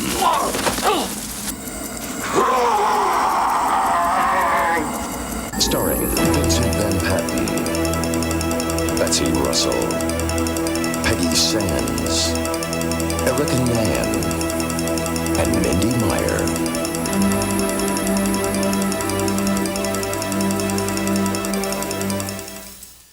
We're here for Blindspot. Still no a segment in the front. I probably it's not gonna happen. I don't think. No, it's anyway. not. I mean, we're just gonna keep talking about the segment and making it. Right. I mean, that is the segment. The segment is that we are blind to the segment. Yeah, but I wanted to make this segment where I'd cut in a bunch of stuff where people are blind. Like it would definitely have Reservoir Dogs where Mr. Brown's like, I'm blind, I'm fucking blind. He's like, you're not blind, kid, you just got blood in your eyes. And then we do like somebody was making fun of. They definitely want the blood sport where he throws the sand in his eyes and made him like, ah. But it's probably not gonna happen. No, it's not. Literally, it's like a whole day's worth of pulling clips, like 20 movie clips, and then checking if they're all gonna flag you or not, and then cutting it together and leveling the sound. I can probably do it in like 3-4 hours, but it's time consuming. But it's like, with the Hammer one, we could use Hammer clips. We could use Hammer clips. These ones are movies that we haven't seen before, so we don't have to know... take from these movies. Yeah, which is weird. It's like they're showing all these movies that they're not talking about. And I didn't want to do the 91 one because 85 is probably probably one of the best years ever for horror movies. 85. But 91 is like a lot of stuff I hadn't seen. So I'm like, right. So it's like, we don't need a... How long did we make it into Hammer time before we had the Hammer stuff? Probably not too far in. Probably like 5 or 6 weeks, right? Yeah. But this week is Blindspot. This is my pick, and this is Exorcist 3, or Exorcist 1990, or Exorcist Legion. I had never seen it. This time it's actually directed by William Peter Blatty, who wrote the original novel Exorcist, and he wrote this novel, Legion. I wanted to see this, although I only seen parts of the second one, and I hadn't seen the first one in like 20 years. It's just that Exorcist 3 was always brought up as some people preferring it to the original, and all that kind of deal, and it always looked like something I would like. I really like William Peter Blatty's other movie, The Ninth Configuration, so I put it on my blind spot. This stars Ned Flanders, George C. Scott. Who else pops up in here? Chucky. Brad Dourif, who's in Body Parts, I also covered this week. Scott Wilson, who's also in Ninth Configuration. And there's some other familiar faces in here, too, that you'd recognize right off the bat. Who's Gordon? Don Gordon's in here. And the head nurse is in a bunch of stuff. She looks so familiar. And, before I forget, one of the old ladies in here, and the credits, remember, said Mary Jackson. I was like, that ain't the same Mary Jackson from Skinned Alive, the Tempe movie. And then I looked it up. I was like, that is the same Mary Jackson from Skinned Alive, the Tempe movie. And it just blew my mind. Because never in a million years would I ever equate, like Mary Jackson, Crawl Daddy from frickin' Skinned Alive being in The Exorcist 3. But, let's hop into this. Do you want to do the plot, or you want me to run it down real quick? There's a series of killings that a detective is working on, and then he goes to solve the killings. And the killings are similar to a case of another serial killer that's been deceased for 15 years called the Gemini Killer. Kind of a mock Zodiac Killer kind of deal. Yeah. But the main detective in this movie, played by George C. Scott, is directly tied into the original. He plays the detective from the first movie, who I barely remember his role because it's been so long. But he basically was, helped all the people in The Exorcist, and so there's definitely a direct connection. George C. Scott in this movie is the heart and soul. He's the heart and soul of the movie. He's one of the finest actors, like no matter what he's in, anything from something semi-schlocky like Firestarter to something amazing like Doctor Strangelove, or classy like The Changeling. He's a great actor. Yeah. Or Hardcore. Remember how good he is at Hardcore? Or a legit villain in The Rescuers Down Under. I don't think I've ever seen that one. He's got a very good temper too. So anyways, he's kind of an older cop. He's only 62 in this movie, even though Jeremy was claiming he was like 87. He looked 87, and he's like has like a 20-year-old daughter, and he's like I'm working on the case, working on this overtime. It's like, sir, you should be like 10 years into your pension by now. Dude, he's 62. He's got like 5 years before he can retire. I don't know what you're talking about. Anyways, George C. Scott's he has nightmares, and it involves like the staircase and like handing him a roll. Right. It's all very symbolic of the first movie and directly ties into it. But anyways, all these murders kind of lead him to, I don't remember how they get to the hospital, but they end up going to, I don't remember directly how they get to the hospital. They get to the hospital. Oh, because Ned Flanders is there. Yeah. Ned Flanders is the priest who's a friend of his, and their back and forth is perfect. Right. Oh, yeah. There's a scene where they're in Medina, and they start talking about a fish. And it's like a great the fish. mother-in-law. Nothing against it. And it's just like the most I don't know. It's I brilliant love dialogue. That's what William Blatty, I think, strong about, is his choice in actors and dialogue. Like, maybe his concepts, like something like this or Ninth Configuration, are really huge and maybe sometimes a little muddled to the audience. It takes a couple times watching or thinking about it. That's not easily approachable, probably. But his dialogue and his characters are so great, and his eye for choosing actors, especially in Ninth Configuration, he has some wonderful character actors. Right. So. Well, and then I also wonder, like, is it so much of a director, writer, or is it George C. Scott? Because, I mean, like, he just, whenever I see him, delivers his lines so naturally and beautifully. Like, in Dr. Strangelove, he's fantastic in it. And, like, there's a whole scene where he's, like, and I don't think this was supposed to happen, but he's, like, running, and he points to the board, and he falls over a step, and he gets right back up, still pointing to the board, and it's like, was that candid? Like, did he just recover you wouldn't cut if you fell down. You'd keep going. Right. He's obviously a very professional actor. He's an amazing actor. And my favorite part in Strangelove. He's my favorite in Strangelove, too. He's up there. Yeah. Colonel or General Turgeon or something? He's just, like, named after, like, a turd, something. But anyways, Sterling Hayden's really funny in that movie too. Yes. Do you know that the world's covered 75% water? And the ambassador, he was in that Hammer movie we watched. The Russian ambassador. Oh yeah. Meet Dimitri. Yeah. Is it Dimitri or is Dimitri the president? I think Dimitri's Anyways, the prime we're talking about minister, Dr. Strangelove. But Ned Flanders is good in this too, and Scott Wilson, and of course I forgot to mention Jason Miller reprises his role. And the weird thing is, there's a switch in here because the Gemini Killer. He's not just one. He is two, because the Gemini Killer is reincarnate. I don't want to spoil too much, but he's not in the body of his original body. It's kind of like a body hopping movie, which seems to be a huge kind of deal in the late 80s, early 90s with The Hidden, even Jason Goes to Hell, First Power. Child's Play. Jumping through bodies or getting into bodies, yes, and there's even a shout out to Child's Play here. But Brad Dourif is very intense. Yeah. A very intense role, but I feel like the Jason Miller performance is a little bit more effective because his connection with George C. Scott's character. It's more effective, I think, but it's not that... He doesn't have a whole lot, I feel. I feel like when it's the Gemini Killer talking, it's Brad Dourif. And he has, like, 10-minute monologue scenes. But originally it all starts with Jason Miller. Yeah, but, you know, I feel like Dourif, I think, has all the character. I feel like Miller is just kind of like this, like the body. I do think Miller... I like when Miller is the body better, I feel. I do. I think he looks better, but... I think when I'm watching him, Miller's like the comatose, like I've been lobotomized character, and Dourif is the voice. It's a very intense performance. Yeah. But there's some gnarly special effects at the end, I guess, which were reshoots. I do like that they do show some of the bloopers and deleted scenes on the disc, because this is the Scream Factory disc. We didn't watch the director's cut. We wanted to watch the theatrical first. And director's cut probably... I don't know if it's preferred. I just didn't know what the footage would look like for a first-time viewing. I thought it was probably best to watch theatrical. But I love the when they're interviewing George C. Scott. And he's very, very candid and just very he just seems like a cool guy. Smart guy, too. Mm-hmm. But the blooper's great when Ned Flanders can't stop laughing. Yeah. Ed Flanders, not Ned Flanders. Jesus. Yeah, Ed Flanders can't stop laughing at the carp story. And George C. Scott does not break once. No. I don't know. Scott is, like, fantastic and like probably one of my all-time favorites. Yeah. But and I've only ever seen him in like 3 movies. That's how it works though. Like you see somebody in a few movies and they just overtake the entire film. Right. But yeah, like I said, the nurse in here is also really good. Mm-hmm. She just looks fantastic, and her demeanor and everything like that. Like, there's lots of good stuff going on in this movie. It's really, really strange, and I feel like the police procedural stuff in the beginning is actually more effective than the Exorcist style stuff later on, which is kind of weird. Well, yeah, I mean, I think I prefer the police procedural stuff. Scott's introduced in the station, just kind of like ranting and raving that they can't do anything. I had only ever seen like half of the first Exorcist, like when I was a kid, so I don't know where the Exorcist, like how they're related. I mean, we watched half of it because we heard it was scary. We stopped when we put in Billy Madison instead. Story of my life. Hey, Billy, I just had the craziest dream. Billy's not here, man. He's at school. What?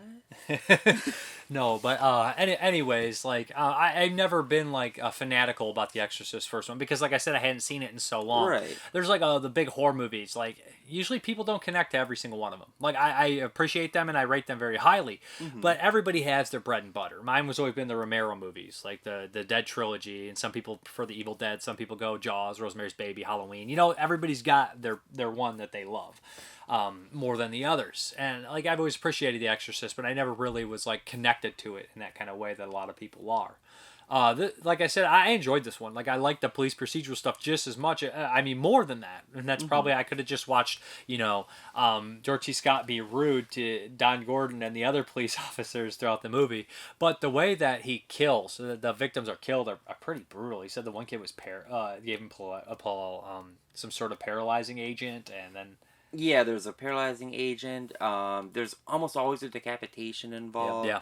And the blood is drained. And it's somebody who's in a mental institution, so think like Patrick, where the person can actively do things from a stationary place and control other things and other people. So that's kind of what's going on in this aspect. Yeah, it's like he goes into a coma and then his spirit... They say his brain activity goes at high rate, and that's pretty much what happens. There is this, like, terrifying scene in a hallway. Everybody knows that one. Okay, yeah. That's like it's all done in a one shot, and it doesn't really cut often, and it lets the cop leaves this frame in the background, so you're like, oh no, you're worried. Then the cop comes back, so you're like, thank you. And she goes and the door opens, then you're like, it's gonna happen now. The door closes, she turns around, so you're but then it happens. So it's like you're like It was pretty neat. Then it happens when they definitely leave the tension there. Yeah, and it was just a second. I mean, it wasn't like a very long... And the music cues help with that, too. too. The music cues do help. Actually, there's a lot of long one-er scenes in It looks beautiful. I like how this movie looks. Like, it looks very natural, but it's not drained of color or like, this is gritty blue New York. It just looks great. It just looks very good. I wish they still shot movies like this where it's like, we want this to look colorful and good, but also natural. And I love the big Dario Argento color fiasco things. I love that stuff a lot. So probably more, but I don't like this movie doesn't have any color and we sucked it all out. Like, Right. I hate that shit. Like, if you're not literally like in the winter, like your movie shouldn't look like that. Right. No, I mean, it has a very natural lighting. A lot of the dialogue with Scott and Flanders is just like long one takes. Where we're having dinner or busting each other's balls. Yeah. And it's a great dichotomy between the two because one is a very religious person and one is not so much religious, and that plays into Blatty's personal life. Anyways, it says he was always searching for God and everything. That's 9 configurations all about that. Right. Do you believe in God or the science behind God and all that kind of stuff? And it's definitely in the George C. Scott character, and maybe it doesn't feel like it's pushed in your face enough until the very end when he's like, "Do you believe now?" And he kind of loses his mind a little bit and starts like screaming. Scott? Yeah, he's just like, "I believe in scum," and Yeah, because he never confesses to believe in God. He just knows, and like when he's faced against the guy in the end, he's like, I believe in all these terrible things and it's like he's an officer. He's seen all these heinous things, and so, I don't think it's like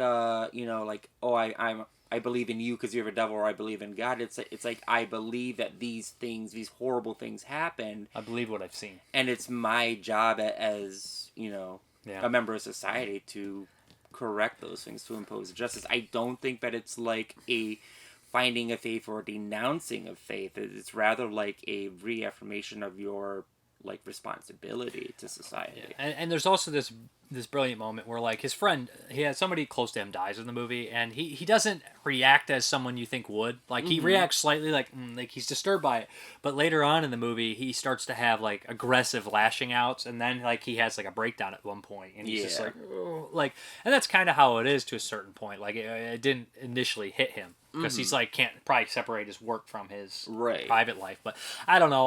I like this movie, and it's mostly due to the dialogue and the acting. It's mostly due to the acting and the characterizations and how they tie it in with The Exorcist.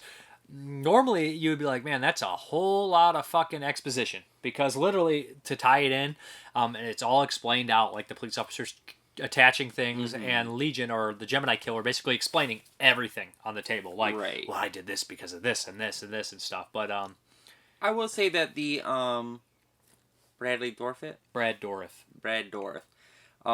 His scenes went on a bit too long, and because they really are just like 10-minute chunks, and I think they happen only like 2 or 3 times of him just kind of like ranting and raving, and George C. Scott's like reacting like, and and it's just like they're in a dim cell, and I'm watching it because I kind of know what's going on. Like it's not a complicated story, so it's like, come on. Yeah, but a little bits and little nooks and crannies of who these characters are, why they're murdered. This guy did this, and that guy did this, and this person was related to this person. So yeah, and there is the problem too. But I'll confess that whenever I'm watching a movie with a crazy person in it, like given like the nature of my work, I tend to just tune out because I speak to a lot of people with mental issues that just rant and rave on the phone, and it's like I give them a couple of minutes, 5-6 minutes, and then I'm like, okay, you need to stop. Like, you want police or medical out there? Okay, I'm going to hang up. I want the one world government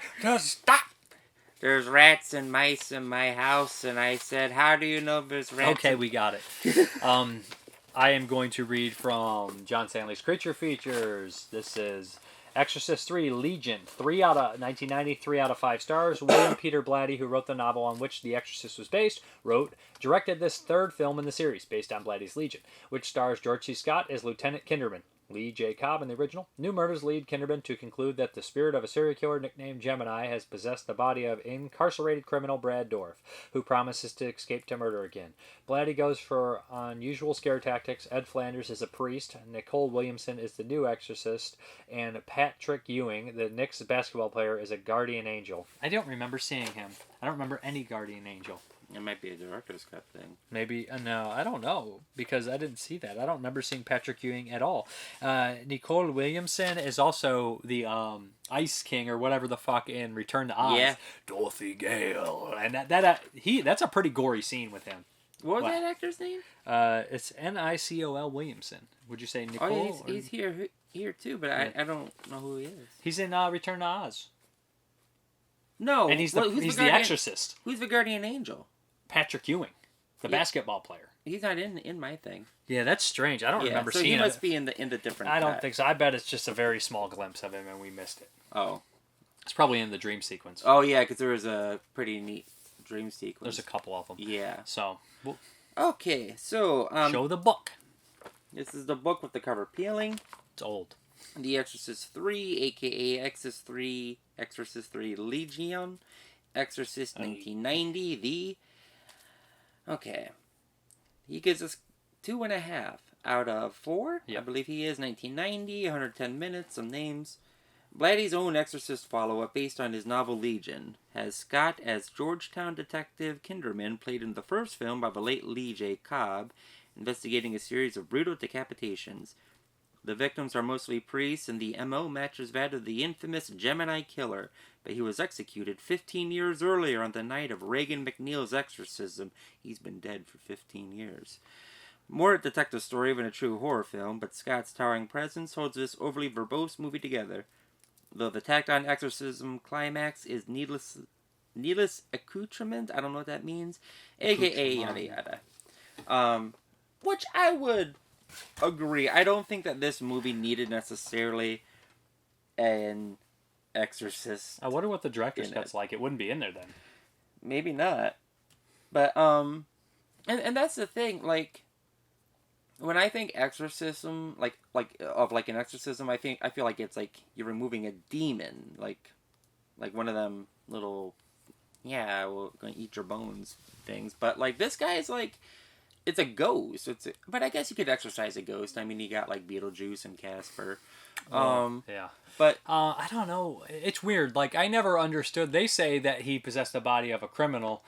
That's not what happened. Like, it's the criminal possessed the body of a priest. Yeah.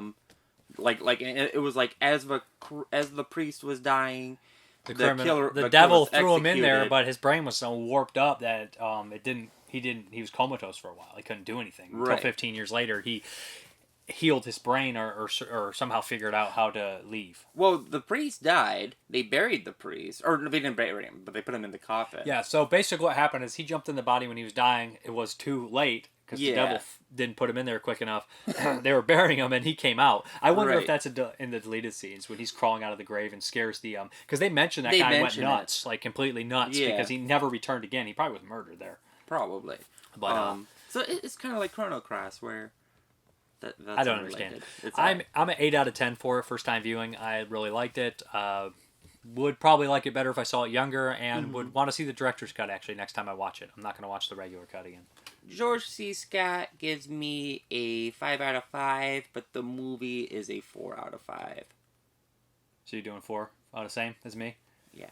Yeah, George C. Scott really helps this. He does really help the movie. He's my favorite part, and I love... Every, 15 minutes, he just loses his shit, and he just starts screaming. Remember when he gets mad at the lawyer-type guy? And he's like, you're not supposed to be in here with my patients, and that. He's like, he barks at him like a dog. He barks, there's, 5 scenes. It's like, it's not in the file! It's like, okay. I mean, it's a stressful job. I probably would be much worse. I shouldn't be a cop. But, jeez. That guy, that lawyer-type guy, the guy who's getting mad about patients, I believe that's the same guy in The Running Man who is Arnold's lawyer, and he's like, here, use my back, and he signs it, and he sticks it through there. He's like, send me a copy. I think that's the same guy. But anyways, I'm not really sure what we're going to do next week because it's cluttered, because I don't know if Flash Gordon's going to be out in time to do it this week, and I'm not sure if... I know Let Sleeping Corpses Lie was supposed to come early, so we'll see. We'll see. Or maybe we'll just throw another one in for you. Well, it's not Flash Gordon or that one. Well, Flash Gordon wasn't supposed to be next week because I switched with Tarantula. So, and Let Sleeping Corpses Lie isn't either. So it's towards the end. See. So we'll see what's up. Yeah, I don't know what it is. Maybe it's I don't have any more animated. Ghoulies 2 probably. I'm not watching Ghoulies 2. I've gone my entire life watching Ghoulies 2. I have no interest in watching Ghoulies 2. Okay. The only good Ghoulies movie is Ghoulies 3. And you don't need any of them. And really, if you're going to watch any little creature, you might as well just watch Gremlins 2. It hits all the marks. People like Gremlins 1 better. No, they don't. Yeah, they do. No one likes Gremlins 1. Gremlins 1's kind of a terrible movie. Shut up. Gremlins 2, Stop however, I'm going to cut all this out. Magnifique. Gremlins 2 is so good it should have said Finn at the end. Right. I love Gremlins 2 though, but it has a marriage at the end. I mean, what more do you want? All right. Well, adios, guys. Bye.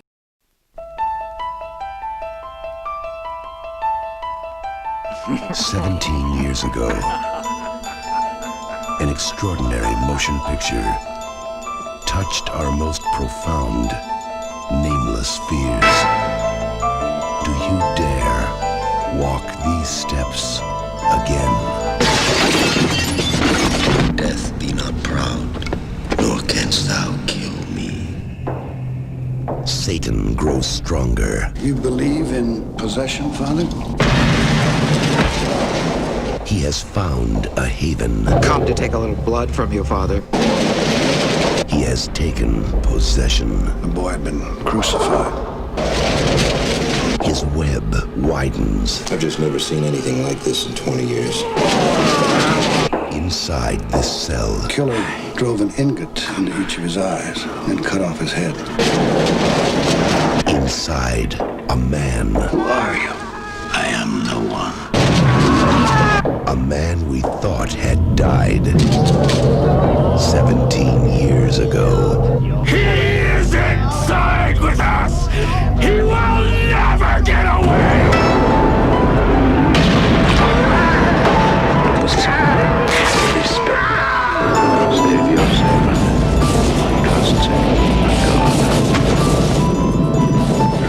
This time you're going to lose. The Reeler is back.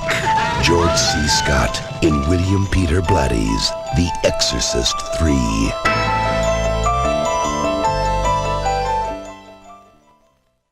Okay, guys, let's answer some of these questions. Hudson. Hi, Dave. I know you're a big fan of Alvarito. I was wondering if you've ever seen the interview on The Carson Show. I've never seen it before because we never used to get the show in the UK, and he had just finished filming Burnt Offerings. It was so awkward, but TV gold, and you could see Carson is loving it. Yeah, I did see part of that, but I did watch the whole thing, and as chauvinistic as Oliver Reed is, it was a different time, of course. He still comes off charming and very funny and witty. And I think that on the Carson Show, I think like Shelley Winters and Oliver Reed were definitely playing into it and putting it on and everything like that. So, kind of funny, for sure. Enjoyable. Zach Nolan, do you have an opinion on Paul Thomas Anderson films? I thought Phantom Thread was really good. I have not seen that many of his movies, to be honest. Now, if I'm thinking correctly, I don't want to confuse Wes Anderson, Paul Thomas Anderson, but Paul Thomas Anderson also did Boogie Nights and There Will Be Blood, which are both fantastic movies. So those are the only two I'm really familiar with. I'll have to get Phantom Thread and his other movies. Like, I know they're going to be good. Like, my hair parted in a weird way. I look like I'm from like 1994 right now. But yeah, so Ilk Vomit, I died when you said jumping at each other's spunk. I didn't say that. And he says, come on, Dave, no Bruce Lee set from the Criterion Collection? Maybe I'll get it. There's time. What the flick? Another great video, Dave. Thank you for your consistency. I'm a 35-year-old man who is now getting into anime. I was wondering if you watch anime, and if so, is there anything that you would recommend? Also, The Man with Two Brains is somewhat within my top 5 comedies. Definitely my favorite Steve Martin movie. I am not huge into anime, and it's not because I don't like it. It's just because I never actually got into it. But the ones that I would recommend off the top of my head are, of course, Vampire Hunter D. I love that movie. The Guyver series from the late 80s, early 90s, I've always really enjoyed. Violent, action-packed, good stuff. And the newer one from the early 2000s I enjoyed as well. Movies, though, I like I said, Akira is a fantastic movie, what I've seen. I love Akira. And a lot of people like Wicked City. So I hear lots of good things about Wicked City. So that's all I can give you right now. I'm going to watch Wicked City eventually, too. I think it's getting a new release, so yeah. So, Vampire Hunter D and Akira are must. Paul Mendez, horror fan? Horror fam? I don't know if you're saying you want more horror in this video or we're horror fam. I don't know. Maybe a gigolo? I don't know. Juggalo. Sorry, Gigolo. Nick Mua, how do you feel in general about historical comedy / dramas? Neutral, enthusiastic, negative because we should never poke fun at history? I don't care, as long as it's a good movie. I mean, at a certain time, I think fresh, like newer, it's a little bit iffy, but if it's super old, nobody's going to care. Had you lived in the Old West, would you have been a lawman or an outlaw? If the latter, do you believe you would have been so infamous that they'd be making movies about you today?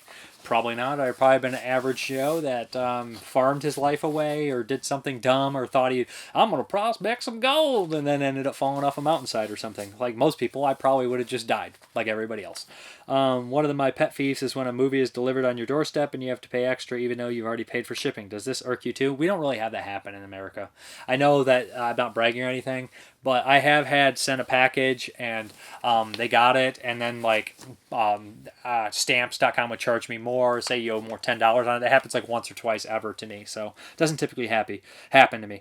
Eddie Van H, have you seen the zombie movie Yummy? Pretty good. I do want to watch that one. It's on my radar to watch, so no, I have not yet. So we have some answers. Last week I asked what some of your favorite lesser-known spaghetti westerns were. Nick Moo, I haven't seen that many westerns, let alone those spaghetti variety, but two very decent ones that come to mind are The Treasure of Silver Lake, starring Lex Baxter, Tale of Treasure, Seeking and Revenge, which is always good in my book.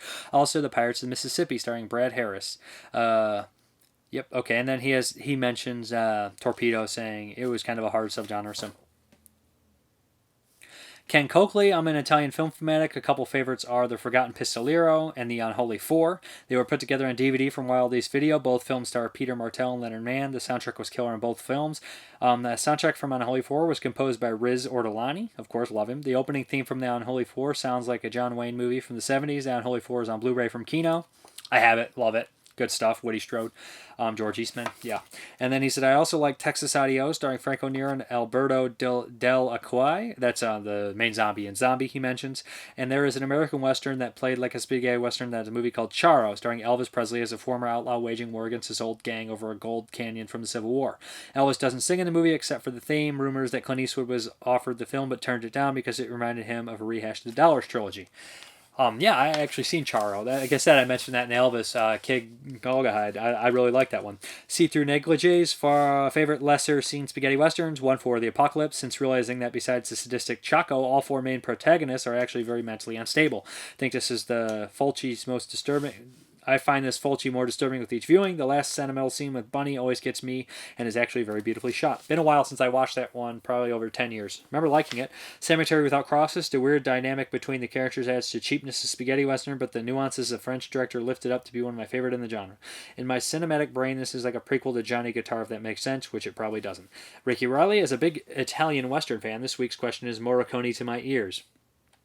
A few of my favorite lesser-known or underappreciated films are Matalato, Death Sentence, Tapita, I have that movie, I can't say it, Run Man Run, The Big Gun Down, A Bolt for the General, Kioma, Duck You Sucker, Cry Onion, and it's not Italian, but God Monster of Indian Flash deserves a shout-out too. And he puts a little smiley face with a sheep. Peter England, question of the week, favorite lesser-seen spaghetti western, Massimano Dallimano's Bandidos. Last week's question, bad movie remake, The Stand, although I think they are remaking it. By the way, George Romero could have almost made the first adaptation, too bad. I agree. George Hilton, fave somewhat obscure spaghetti western, has Kill Them All and Come Back. Elk Vomit for lesser-known spaghetti westerns. For you, my friend, I'm not too sure if you're a video gamer, but the Red Dead Redemption games are amazing. If they were to be translated to film, they would be the greatest westerns of all time.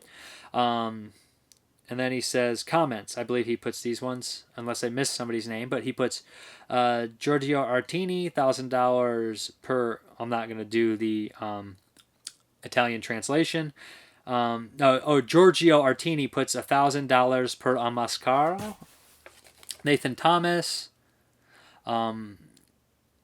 I can't even... I know Suki, Yaki, Western Django, Salvador Funkenstein, probably Kioma. I really dig the foreign ones. Scott W. Wilson, Campanero, Sam Edwards, Manana, or Man with Blade, Kioma, does the mercenary count? Matthew Ham, and God Said Decane, Antonio Marighetti, Max Groen, Duck You Sucker, A Fistful of Dynamite it's called sometimes, Rod Steiger, James Colburn, Sergio Leone. I'll find it, dude. Yeah, great movie. I love that one.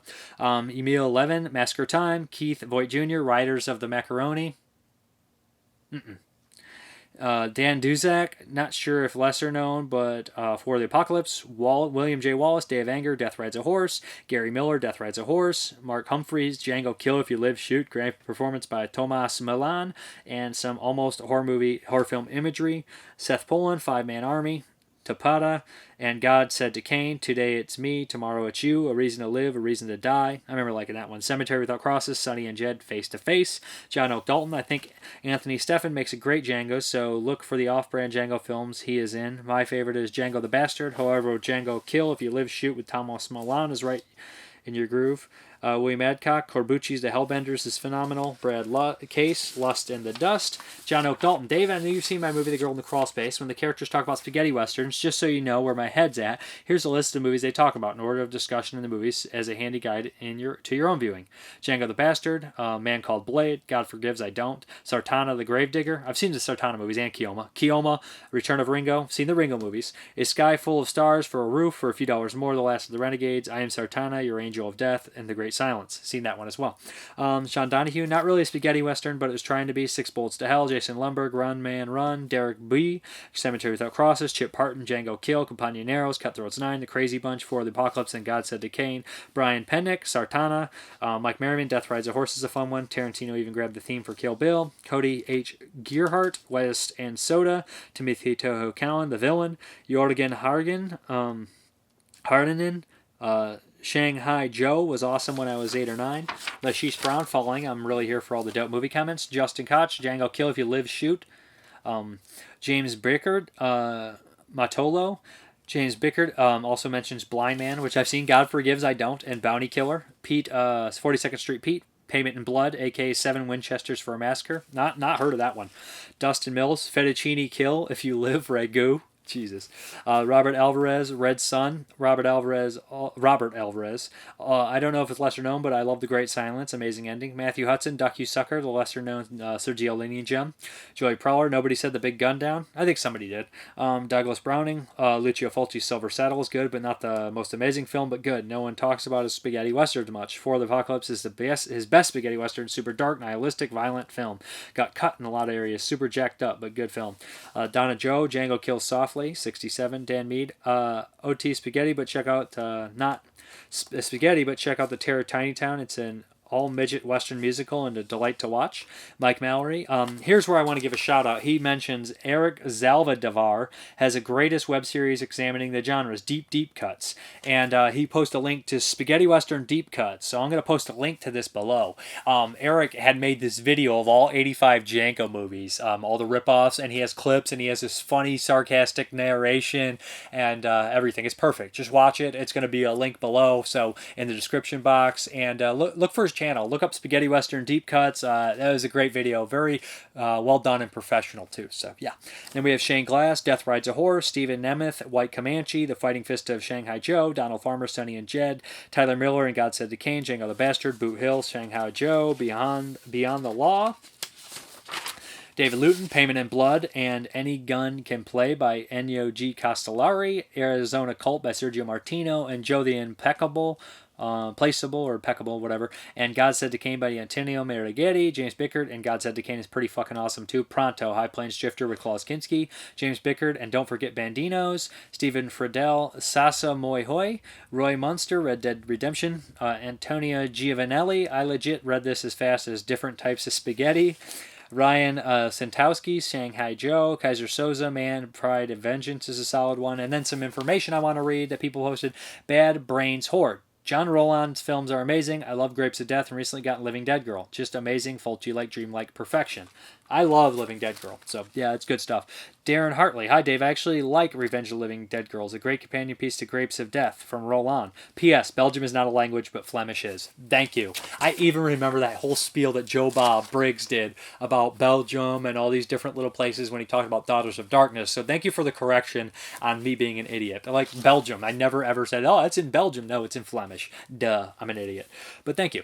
David Bryant. Used Cars is hilarious, and Jack Warden is a terrific actor. He was also good and fun in the early 80s comedy So Fine about bottomless jeans, also starring Ryan O'Neal. Small Town Crime was pretty good flick. Dig the late Robert Forrester. Man with Two Brains is really good. Fun, as is Showdown with Little Tokyo. Awesome update, Dave. Thank you. Richard Riley. Hey, Dave. Glad to see you got Investigation on Criterion. It's a fantastic release and film. Looking forward to hearing your thoughts on it. I found a nice used copy at my local exchange when they first opened up. It was a successful hunt that day. Woo!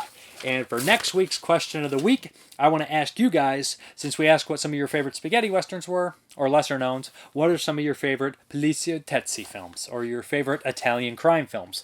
And I don't know if there's any huge heavy hitters in comparison like the spaghetti westerns. Like the spaghetti westerns, you immediately think Leone. So what are some of your favorite poliziotteschi movies? And I guess we're going to hop into that update. Okay, let's start this update. First we have Who Framed Roger Rabbit, a classic movie. I realized I didn't have the Blu-ray, so I was like, definitely need this one. Love this movie, so yeah. Haven't watched it in a long time. Then we have Ice Station Zebra. This is a John Sturges movie. Great cast. Borgnine, Jim Brown, Rock Hudson, Patrick McGoonan. Never seen this one. I don't know how good this is. I've heard mixed things, but yeah, kind of a classic, I guess, so why not? Then we have Super Hell. This is like all this guy's movies. Johnny Walker collection was like $5 on Blu-ray. I'm sure the quality isn't Blu-ray. I'm sure they're, probably shot on digital or VHS or something. There's just so many movies on one disc, so why not? Yeah. Then we have The Treasure of Sierra Madre. This is like every director I love's favorite movie, but I've never seen it. So I was like, yeah, it's time to rectify that. I bought it. Can't wait to watch it. We have some more from the Criterion sale on Midnight Cowboy, Dustin Hoffman, John Voight. Never seen this one. Always heard good things about it, so I grabbed it. Then we have Naked Prey. Heard good things about this one as well. Never seen it. And Elric Kane always talks about this movie, a Nicholas Roeg movie, Walkabout. So finally bit the bullet.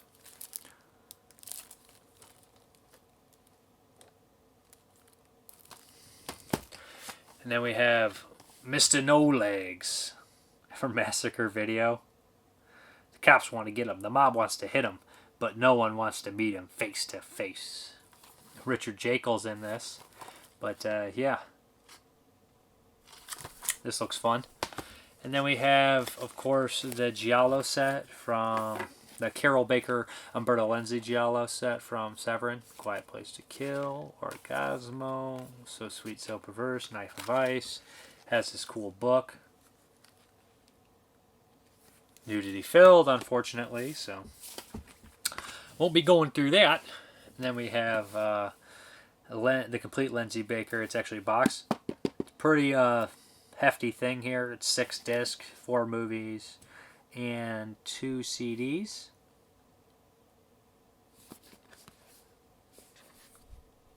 Very cool, right? Love these box sets. My package, their whatever, the big sale they had, my package should be getting here by Monday, so I'll be having more next week of Severance. So yeah, the Lenzi Baker Giallo collection. Now back to the video, guys. Alright guys, thank you very much for watching, and as always, have a good one.